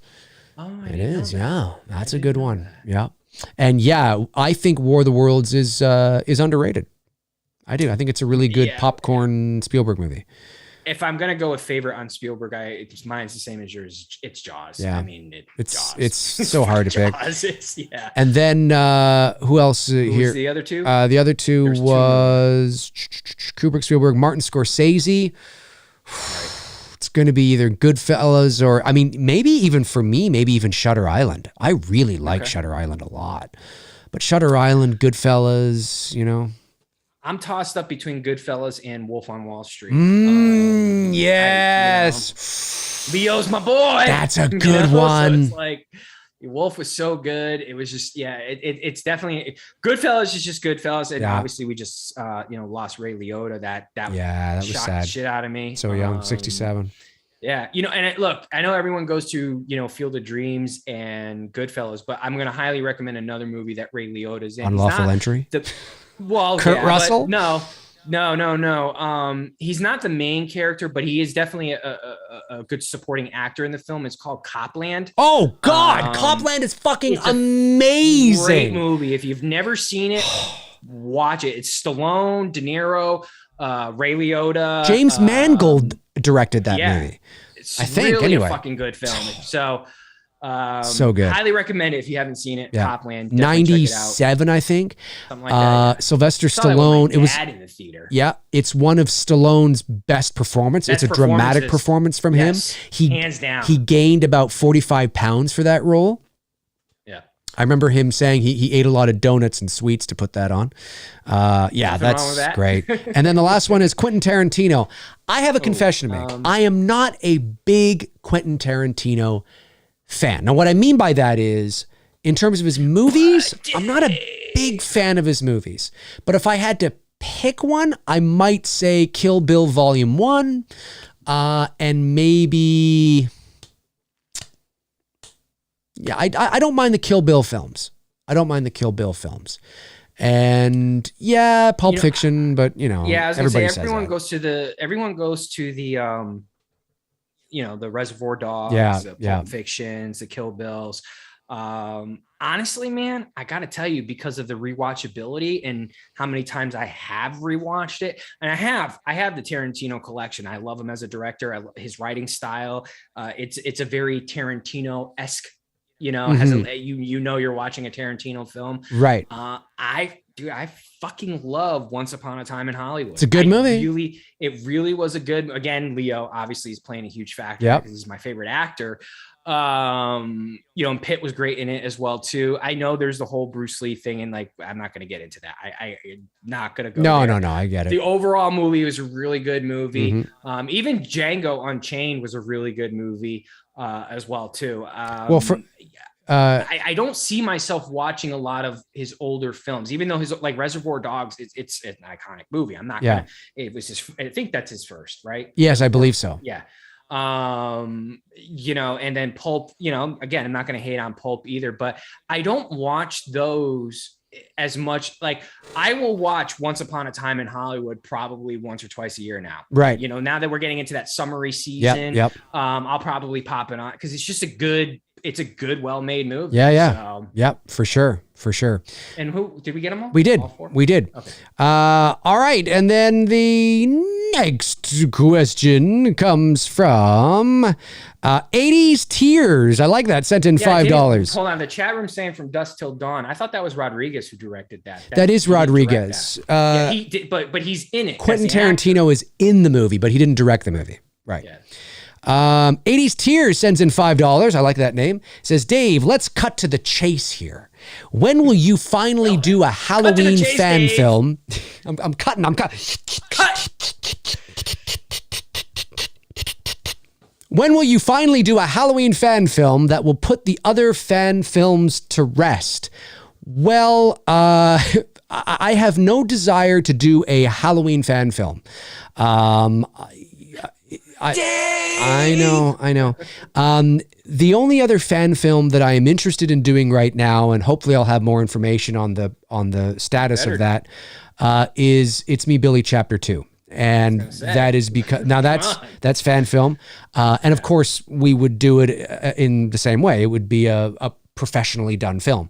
And but that in terms of the world of fan films, that would be the only thing that I would do next, because Billy is an incomplete story, obviously. I mean, I guess in some sort of way it can work as its own thing, where it just kind of ends. Now, would you say Billy is a 2, or do you think it's more of like a 3-part thing?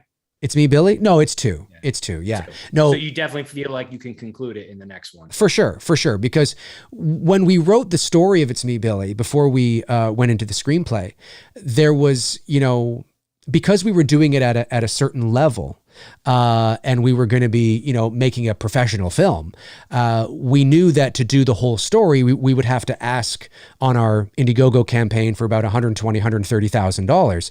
And we didn't feel that we were going to get that because it's Black Christmas, and no disrespect to Black Christmas, but it's niche-y. It's not Michael Myers. It's not Halloween, And so we felt there was a natural endpoint in our film where there was a bit of a cliffhanger. And we thought, that's a good sort of, that first half there can be a film on its own, or at least, the first half of it. So why don't we do that? Ask for 60,000, which we did. And then if we really deliver on that, then that can be the catalyst that drives fans to come in and help fund the next film to end it.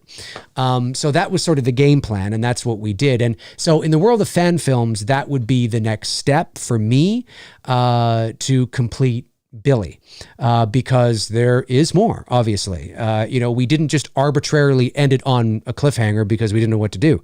There is more to the story, and it gets pretty interesting, to say the least. So, but I don't want to live in the world of fan films. I want to make original pieces as well. I want to be able to make money off of my movies. I want to be able to advance my career and hopefully, see where I can go as a filmmaker. I've been very successful as a voice actor, but, one of my first loves is movies and filmmaking. I went to film school after all.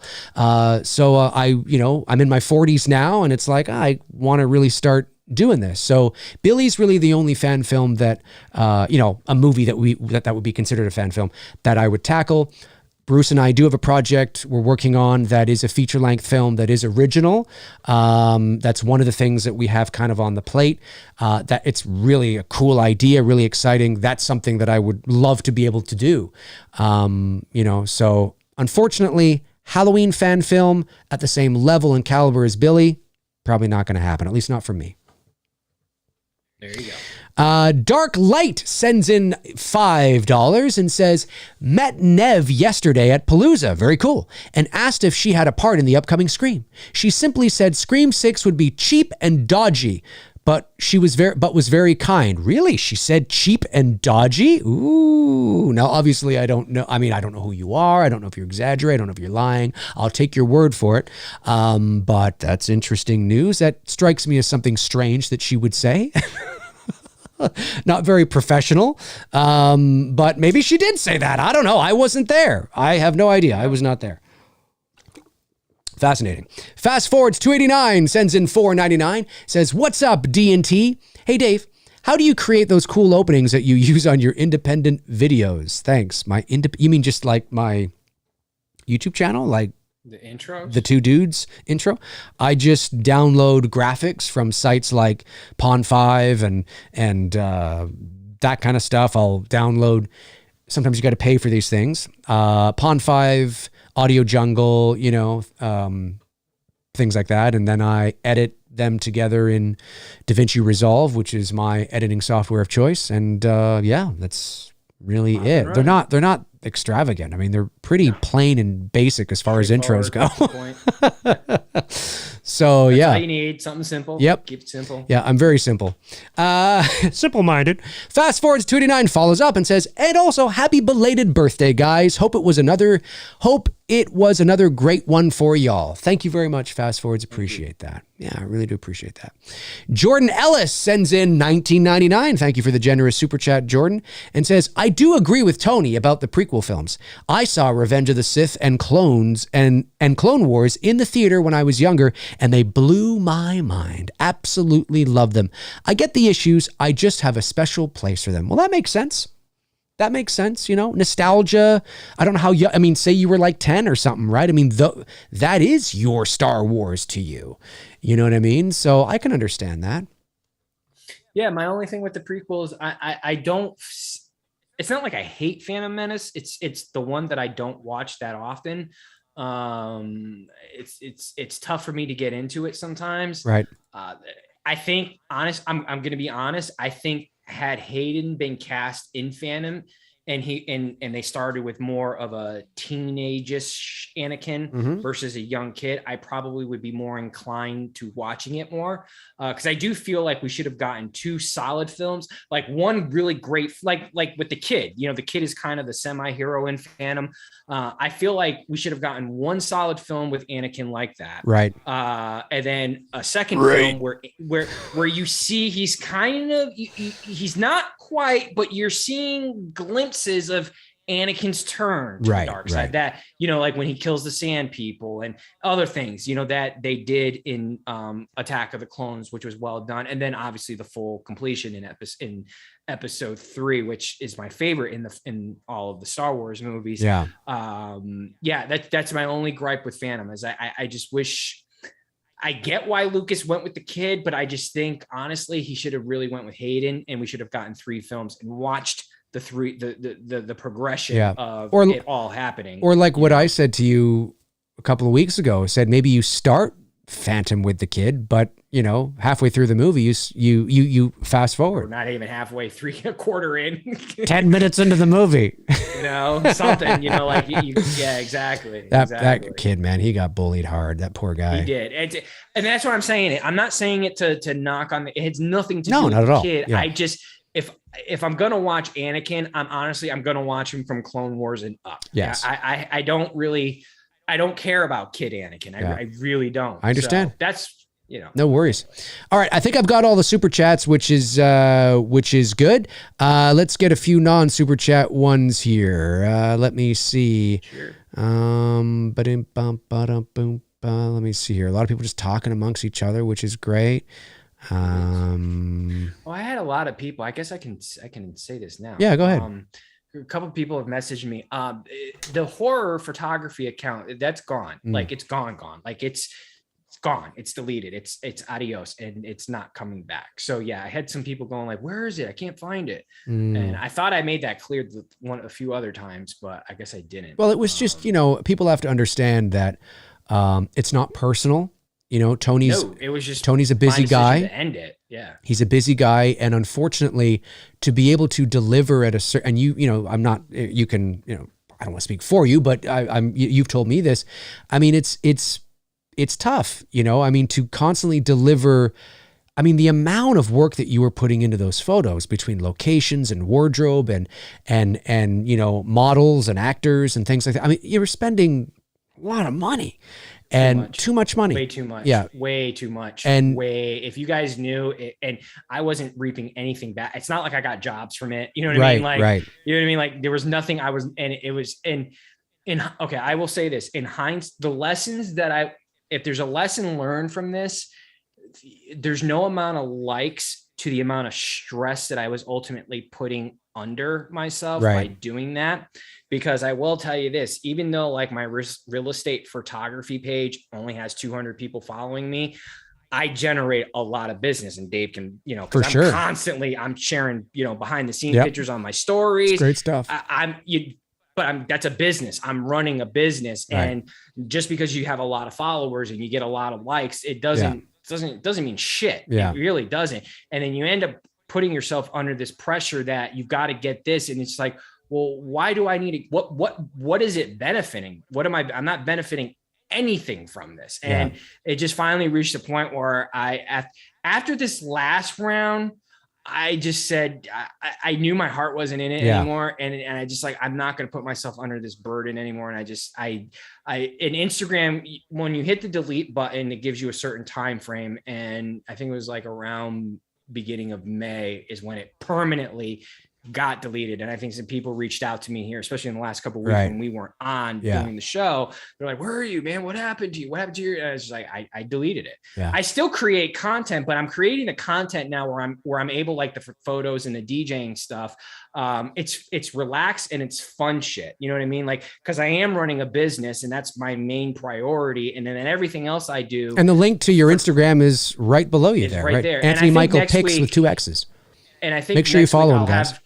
I'll have Dave put my SoundCloud up there so my music people can follow me directly on SoundCloud. Can do that too. I do have a SoundCloud. account. But yeah, it's there. The photo, you're not going to find it. You're not going to find the photos.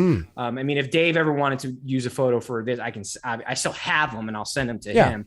If he ever needed it for like as part of our, well, it's tough, it's show. But yeah, I just, when you're not getting, it's not that, again, it's not personal to anybody that was following. It's just that Tony, being such a great photographer and being really passionate about delivering something really special to you guys and going all out, he went all out, but unfortunately he wasn't making, you couldn't sell them either. He can't make money off it. So you can't just, unfortunately, I mean, it would be different if he was making tons of money from it, but that's not the case. So unfortunately, the real estate business that he has at the moment, the real estate photography business he has at the moment, needed to take over. So yeah, and I didn't even know where that was going to go because that became a thing because of COVID.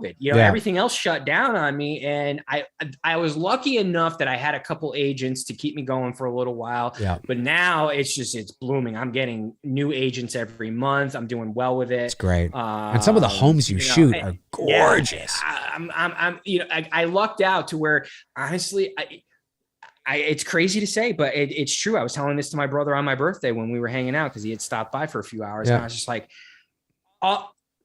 if a client is watching this that I've done work with in the past, I'm not saying this to discredit the work that I've done with clients. Every client that I've ever worked with, it's been a learning experience. It's been a stepping stone in my career. I've enjoyed it all, but I got to tell you, I really thoroughly enjoy doing real estate photography. Like when I go to a job, I'm stoked to do it. You know what I mean? Like I'm excited to do it. I like working with my agents. I think even people can sense that even in the stories that I share when I'm sharing behind the scenes stuff, there's a bit of enthusiasm. And I know it's just real estate, but I don't know. There's just, maybe because it's doing as well as it's doing. And all I ever wanted to do was to have a career as a photographer. I didn't care what the career was. I just wanted this to be a substantial income for myself so that I didn't have to do any other work.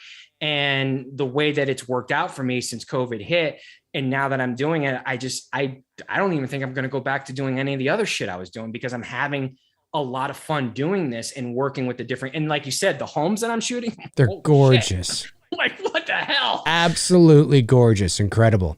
Muhammad Nabil sends in 25, says, my questions for you guys don't get any easier.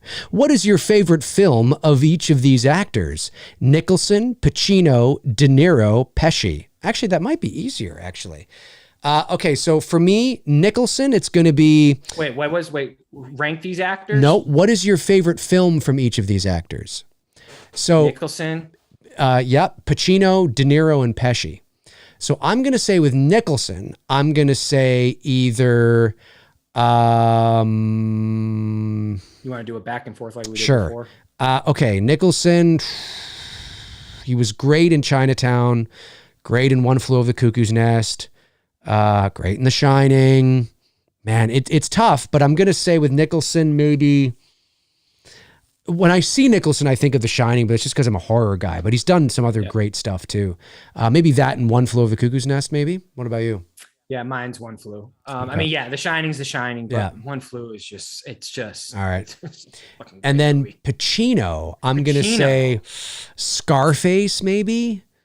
Scent of a Woman, he was great too. Great in that. Any Given Sunday, he's pretty good as the head coach. Yeah. With Jamie Foxx, that's a good movie. Devil's Advocate with Keanu is pretty good. Yeah. No, that's Scent of a Woman, I think. Isn't that the way he does that? I think he does that in the same way. Serpico is another great Pacino movie. Dog Day Tomorrow or whatever? I forget the something title. Like that. Yeah. Well, that's Heat with both him and De Niro. Yeah, that's a good movie. Heat. I mean, Godfather. I hate to be cliche like that. I was going to say it, but I'm like, it's not his. Well, it kind of is his movie, but it ultimately becomes. It becomes Godfather. Yeah. Godfather 2. Yeah, but that's what I mean. And in Scarface, it's just those are kind of the predictable ones to mention. But he's done so many great movies too. So, yes. And then who were the other two? De Niro and Pacino. Excuse me, De Niro and Pesci. Pesci, I'm going to tell you right now. He's great in Goodfellas. Yes, of course. My clown, actually, do I amuse you? My clown amuse you. I love him in My Cousin Vinny. I love him in My Cousin Vinny. I'm just gonna say, I think he's great, and so is that's my favorite Marissa Tomei. I was gonna say, so is the very beautiful Marissa Tomei. She's great in that. Yeah, my biological clock is ticking here. I love her in Seinfeld too. How are you so bald and so quirky? She's great in Seinfeld too. It's great. I can get behind Marissa Tomei any day of the week. I love her. Literally. Good night, everybody. Good night, everybody. Literally. I would say, yeah, My Cousin Vinny is definitely up there, but honestly, Home Alone. Yeah. I mean, he's great. I mean, Goodfellas is Goodfellas, and it's a great. But I mean, the way they sell the stunts and everything that happens, it's not really his movie, but it is his movie at the same time. It's a combination between him, Stern, and Culkin. I think they are the anchor, obviously, of course. Of the film. Yeah. But yeah, My Cousin Vinny, that's what I was going to say. So I was like, shit, I got to do another one. Yeah. And then De Niro is, what's funny? I'm not a big De Niro fan. I just happen to like the movies he's in. Does that make sense? Yeah. I like De Niro. I'm going to say maybe Midnight Run. I think he's great with Charles Grodin. That's great with him, Charles Grodin. He's great in that. Raging Bull, he's great, of course. Pesci's in that one. Taxi Driver. Taxi Driver, yeah, he's great. It's so Goodfellas. Yep. Oh, you know what? You know what's another good Pacino movie that I actually just watched here recently again that I watch on a yearly basis? It's Pacino and Johnny Depp, Donnie Brasco. That's a good movie. Yep, that's a very good movie. Obviously, it's more Depp, but it's Depp Pacino. It's the two of them really are the anchor of that film. Yep, for sure. But De Niro, favorite De Niro movie. I mean, he's good in Meet the Fockers. The series ultimately jumps the shark, but I know. He's good in that. Yep. I don't know. There's lots you can choose. There really is. It's hard to pick just one with these guys. It is.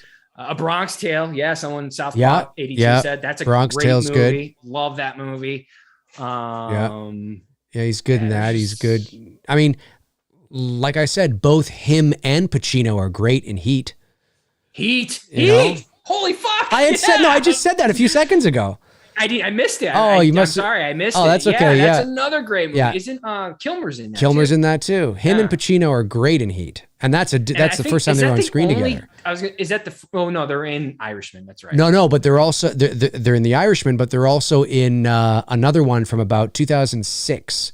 Where they play two cops, I think, or something, and they're investigating. Yes. I actually didn't think it was that. And then, spoiler alert. But yeah, the Heat. Pacino ends up being the bad guy. The Heat scene you're talking about, that was the first time they were ever on camera. On screen together. Yep. Yeah. Yep. I saw that in the theater.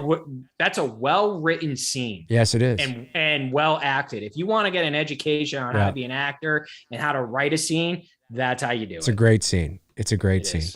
Okay. People just talking about Pacino and De Niro in there.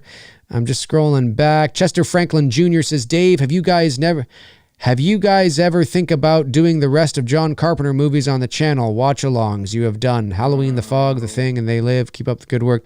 Yeah, well, there's no conscious decision to do that. It just kind of, it's whatever inspires us. Like, Tony and I don't have a set agenda based on, because we really have to be into it. We really have to want to watch it because we're the ones that are spending, I know you guys are the viewers, but we're the ones that are exerting the energy sitting here talking about it. So it's always got to be a movie that we sit down and watch, either that is just stupid and silly because we're going to laugh at, or it's got to be a really good movie that we both really, really like. And some of Carpenter's other movies like Prince of Darkness and I know Village of the Damned. Christine is just one of those. Good. It's not a bad movie. It's just Christine, you gotta, like he said, it's more of like you gotta be in the mood to watch it. Yeah. You know what I mean? Like it's like where me and Dave can be like, you know what? Let's do it. You know what I mean? Like we're in that type of mood to watch Christine. It's not like it's a bad movie and it's not like we're shying away from it, but it's just it's a mood. Yep. I agree. Adam Fink, I love this. Heat. She had a great ass, puts the peach there. That's funny because I will often say that line around around my significant other, around my my girlfriend. I was like, Raiders! And it's just we're just joking around, you know what I mean? But she instantly knows where it comes from, of course, right? And every now and then I'll play like the clip from the film as well. I'll play, I got my phone and I play the clip and it's him and he's like, Raiders! And it's just yeah, that is funny. And the look on his face when he says it too, he's like, Great! His eyes are all wide and everything. It's great. Yeah, Heat is such a good movie. So good. Whoa, a couple super chats came in. Okay, we'll get to those in a sec. I just wanted to get another non-super chat one. It's always tough when things are so busy with the super chats. But there's not a lot of questions though. There's a few here, but people are. No, Michael Myers asked Dave and Tony, would you do a two dudes on Jurassic Park since the movie's coming out soon? We've done Jurassic Park, haven't we? Yeah, we did. Yeah, I thought we did do a watch along to Jurassic Park. We did do Jurassic Park. We did. Yeah, that's right. The new one is coming out.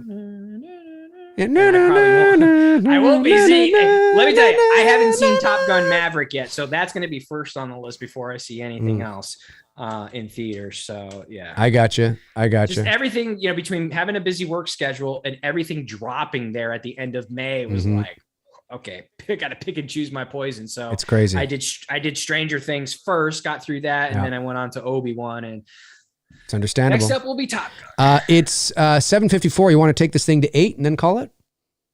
Yeah, that's fine. I know it's been a couple of weeks, so yeah, that's good. We can. It's just another 5 minutes, but whatever. Yeah. Zach Talk sends in $9.99. Thank you, Zach Talk. Says, hey, Dave and Tony, have y'all ever had a family home passed down to y'all from a family? My grandma just passed down the family home to me to have. I enjoy the show, Dave. Well, that's really cool. That's very nice of your grandmother to do that. I have never had that happen. Tony, have you had that happen? No, that's really cool, dude. That's very nice. Very, very nice indeed. Hope you have some fun with the new home, my man. Yeah. Jordan Ellis sends in $9.99, says, what are your thoughts on Robert De Niro in Hide and Seek? Oh, fuck, I forgot about that movie with Dakota Fanning.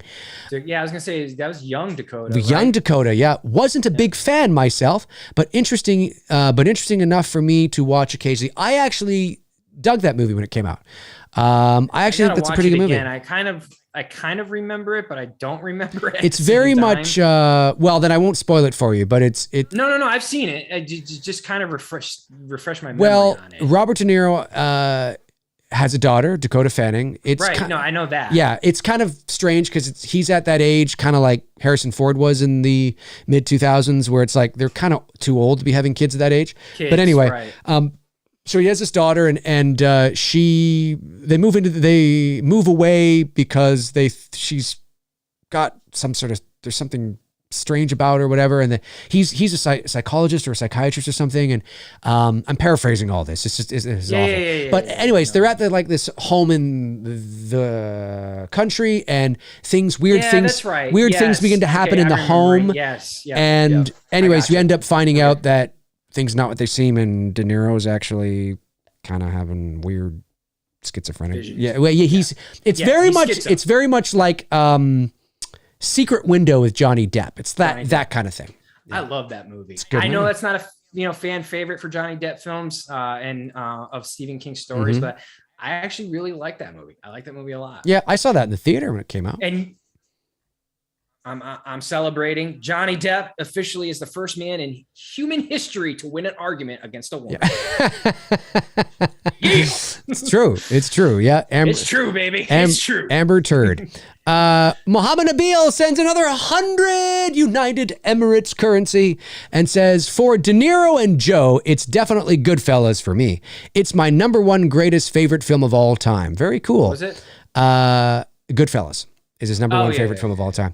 After that, I do love Casino and Raging Bull. And Tony, your latest real estate post was gorgeous, as many of your others.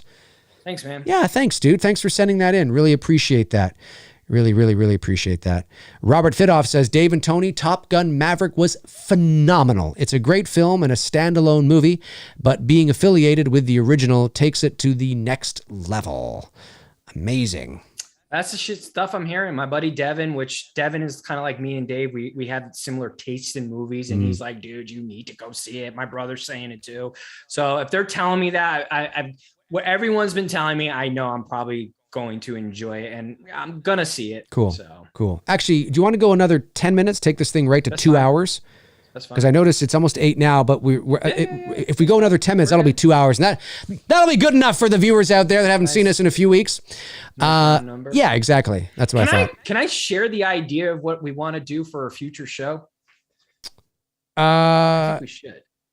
You want to do that at the end, or you want to? Yeah. Okay, sure. I do, because I think it's a really cool idea. Sure. And Yeah. Okay. Yeah. I think they're going to be on board with it. We'll do it at the end. Destination Station says, Dave, have you seen the new series on Paramount Plus called The Offer with Miles Teller, where they're making The Godfather? I absolutely love this show. Our show or that show? Maybe that show. I don't know. Hopefully you love our show too. No, I haven't seen it because I do not have Paramount Plus. So I have not seen it. But that's pretty cool though. A show about the making of The Godfather. I've seen clips of it on YouTube, but yeah, I like you. I don't have. It looks decent. I mean, I don't know how much of that is actual truth, and how much is Hollywood trying to tell a story, but yeah, I don't have Paramount. I get you. There's so many streaming services now. There really is. It's really hard to, get them all. It used to be cheaper to cut your cable and go with Netflix. Now, I mean, you're spending like $130 a month on all these streaming services. Well, I have Netflix and I'm grandfathered in from the $6.99, and Netflix keeps, because the thing is, if I go to what they want to offer, what I don't have for what I'm grandfathered in is being able to watch on multiple things at once. Right. I can't do that with the current version of Netflix. Right. And I'm not going to do that. And then my brother gave me his access to Disney Plus, so I don't have to fucking give the devil my money. Right. I get HBO Max for free through my AT&T cell phone provider. Okay. And I'm only paying for Spotify and Hulu as a package deal. It was like $10 a month. And that's it. And because Spotify did a thing with Hulu, I don't know if they're still doing it, but I still have that fit package deal. Yep. Now the Hulu stuff, it's all commercial. So unless I'm watching a movie, some movies are commercial free, but the most of it is it's commercial. I did the Peacock thing when Halloween came out, but canceled that. So I was done when Halloween was. The only streaming service, in Canada, we don't get HBO Max, not yet. And we don't get. That's weird. I know it is. That you guys don't get that. That makes no sense. Makes no sense. And we do get Paramount Plus here. I just haven't signed up for it. Obviously, we get Netflix. So I have Netflix. I have Disney Plus. Because there's a couple of shows on there. Well, like, Obi-Wan. And then, of course, I really do like, because we don't have Hulu, I have to watch Murders in the Building with Steve Martin and Martin Short, which my girlfriend and I really, really like. That's on Disney Plus. That's why we have that. I've heard of that. Yeah. It's a really funny show. Anyways, I have Netflix, I have Disney Plus, I have Amazon Prime, and that's it, I think, at the moment, as far as streaming services go.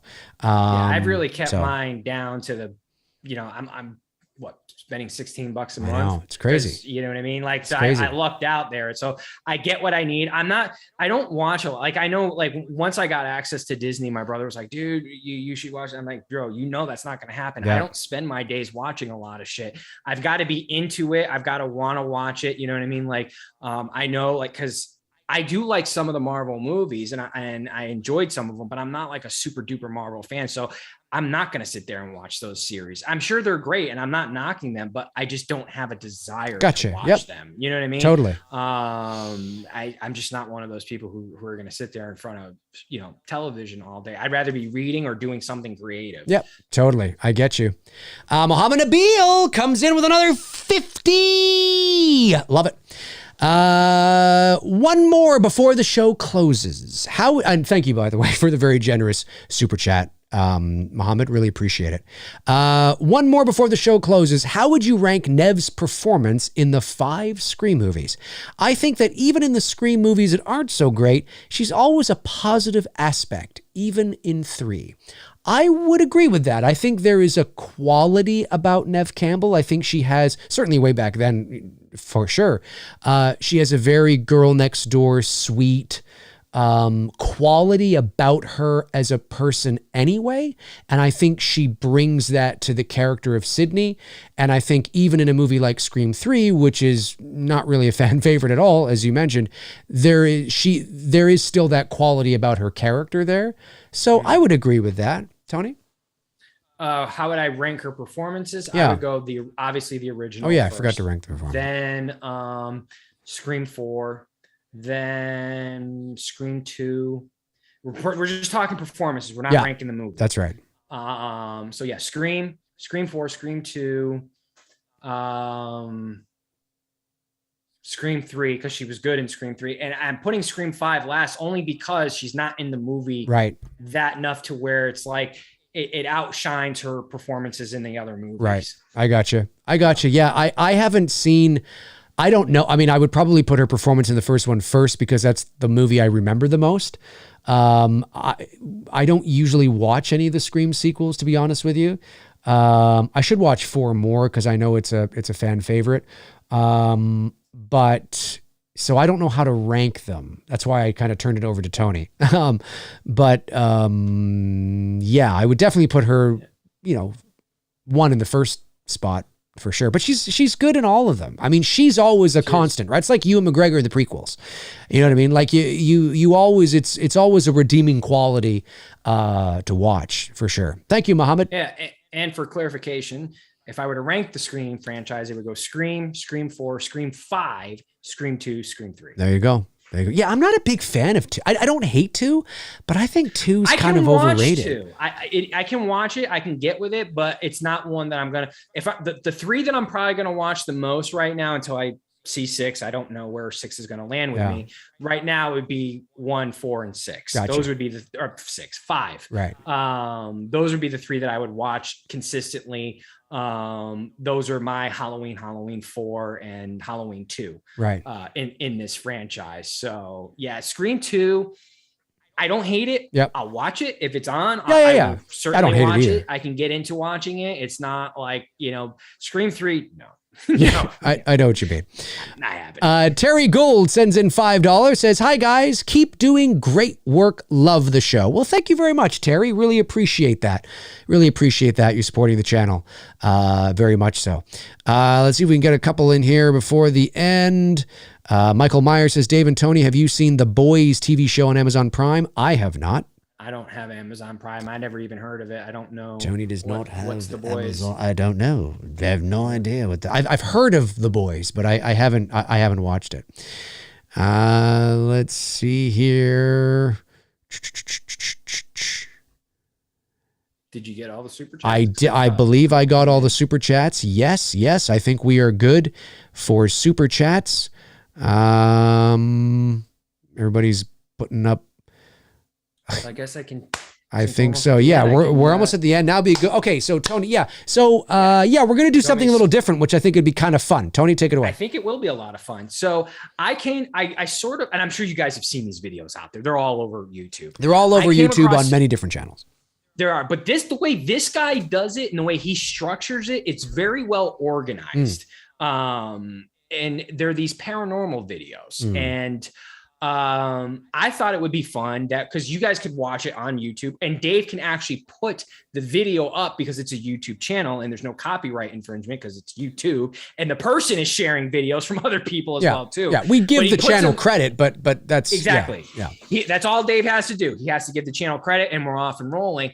And the guy does them in numerical order. It goes 5, 4, 3, 2, 1. It's not ranking them. It's just how many clips he has for that specific. And sometimes he has 6, sometimes he has 9. fine, you know, and it's a longer episode. And I thought it would be fun just for me and Dave to do a live reaction. And then we would do so, like if he starts off at 6, we watch the clip in its entirety, and then Dave and I give our 2 cents, go, was it fake? Was it real? If it was fake, how would they do it? You know, and so, and then, you know, and then go to 5, and then go to 4, then go to 3, then go to 2, then to 1, just to do something different beyond just, it's there goes my light. It's in the horror element. And when it comes to paranormal stuff, especially real paranormal stuff, this guy has there's certainly some of the videos I'm like, yeah, that was staged. Yeah, I watched a few the other day, and I'm like, come on. But then there's some you're like, okay, how'd they do this? If it's fake, how the fuck did they do this? Because I'm like, you know, like it feels very authentic, you know, and that's what I like about the way this guy, because like I said, there's the other channels I've seen that do this type of thing, just fake. It's just way fucking fake. Right. But this dude, wherever he's pulling his fucking clips from, I'm just like, I don't know, because like I said, like, I don't know if people are submitting it to them and they're pulling off this like fake shit of paranormal stuff. Some of them pulled off, like as I was watching all of them, because he did like 50 or 60 videos. Some of them were like paranormal activity when Christy gets pulled down the staircase. There was a couple of videos where I saw them like, okay, they're pulling the paranormal thing, which we all know how that's done now. But there's some shit, man, that is, like I said, as me and Dave start watching these, and we would like, you know, maybe once a month or something like that, just to, you know, do something different for you guys and just react to this. And then even get your guys' 2 cents as well, too. Like, you know, what do you think? Is it real? Is it fake? Yeah, I like the idea, because obviously I have a interest in that, and I had an experience with the paranormal way back in the day. A lot of you had a firsthand experience. I have. A lot of my viewers, well, some of the viewers know about not in detail, but a feature film project that I would love to do based on a story that happened to me and a bunch of people in my second year of college way back in the day. So I have some, you know, a lot of experience, and this was before, you know, all the, you know, how it became popular on TV, the ghost hunting and all that kind of stuff. This was before that. So I'm always curious to watch these kinds of videos and whatnot. And I would like to think I'm a pretty astute person. I think I can pick, well, I think, you know, we both, you know, will be, you as a photographer, you know, as well, will be able to add your experience in there. And I think it'll be fun to just kind of, we're always trying to figure out different things to do on the show. It's 2 dudes and some bullshit. That doesn't mean we've stopped watching movies. We'll watch movies. No. We'll watch movies. We just wanted to break it up, you know, not have it so monotonous and you know, kind of just the same thing every week. We wanted just to kind of have some fun. And I think this is a good idea. The what if thing seems to have taken off. We're definitely going to get back to, you know, we're just kind of spitballing some what if ideas. And I thought this would be a cool idea as well too, so that we're doing a nice little variety every month. Like Dave said, we're going to watch horror movies. We're going to, you know, as we get closer to October, you know, the Halloween talk obviously will be ramped up. You know, it's not like we're trying to get away from what the core fan base is following Dave for, because I know Dave's channel, we know that. We're not saying we don't know that a lot of you guys subscribe to him because of Halloween, but you get to a point where you feel like you're repeating a lot of the same shit sometimes. And it's good to have some like fresh blood and fresh ideas and do something a little bit different. So I stumbled across this channel, and again, the way that the person has put each video segment together, like, this is very well organized, very easy enough for me and Dave to react to each clip, let the guy do his whole thing. We'll play out the full clip until it gets to the number, and then Dave and I will pause the video, or Dave will pause, because he can show it. So Dave will actually pause the video. And I'll probably do this. Let me go over to the other screen.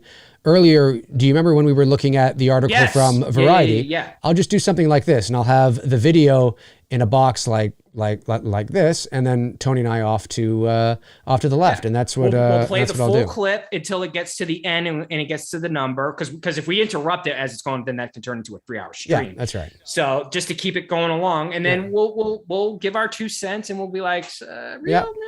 It'll be fun. If it was fake, how'd they pull it off? You know, what would you do if you were pulling off? The cool thing about this though is that they're like all the clips are basically cell phone, or like some of them are even old VHS shit. So it's like it's cool to watch because of that real. Yeah. I'm saying real like this. Well, you know it's also like, too, it's, you know, a lot of because these things are so easy to fake nowadays. I find the older stuff far more fascinating and interesting. Yes. Today, a 12-year-old with a cell phone can pull off something paranormal in 5 seconds. You know what I mean?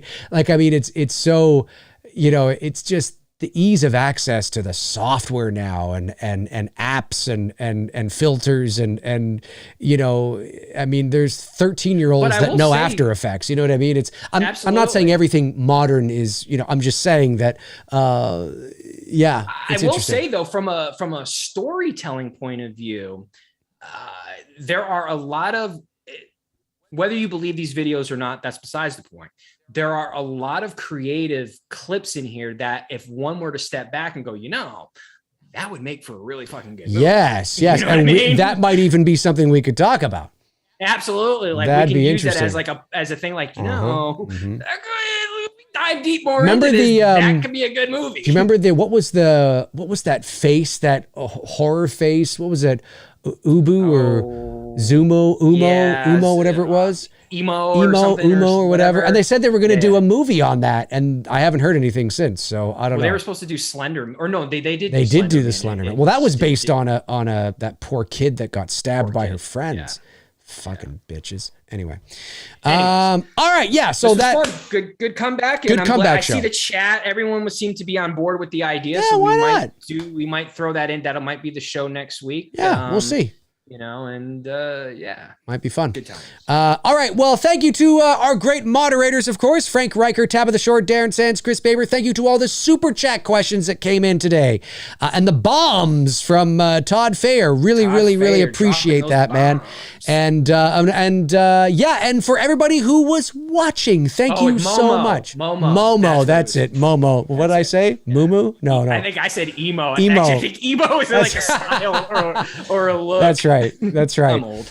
Hey, it happens. It's all right. And if you're watching after the fact, comment below, or if you're watching right now, comment below in the comment section after the show is done, and let me know your thoughts on Scream 5. Let us know what you think of Neve Campbell. Scream 6. Let us know what you think of Neve Campbell not returning, and even the Obi-Wan series. Comment below and let Tony and I know below. That's gonna do it for us. Have a great. Oh, I forgot there we go. That's going to do it for us. Have a great rest of your week. When we're gone for a week, you forget shit. I forget shit. Tony and I will be back next Monday at 6 o'clock p.m. Eastern Standard Time. You guys and gals are amazing. Tony, any last things you want to say? Or I think you kind of... It's good to be back, and we'll see you guys next week.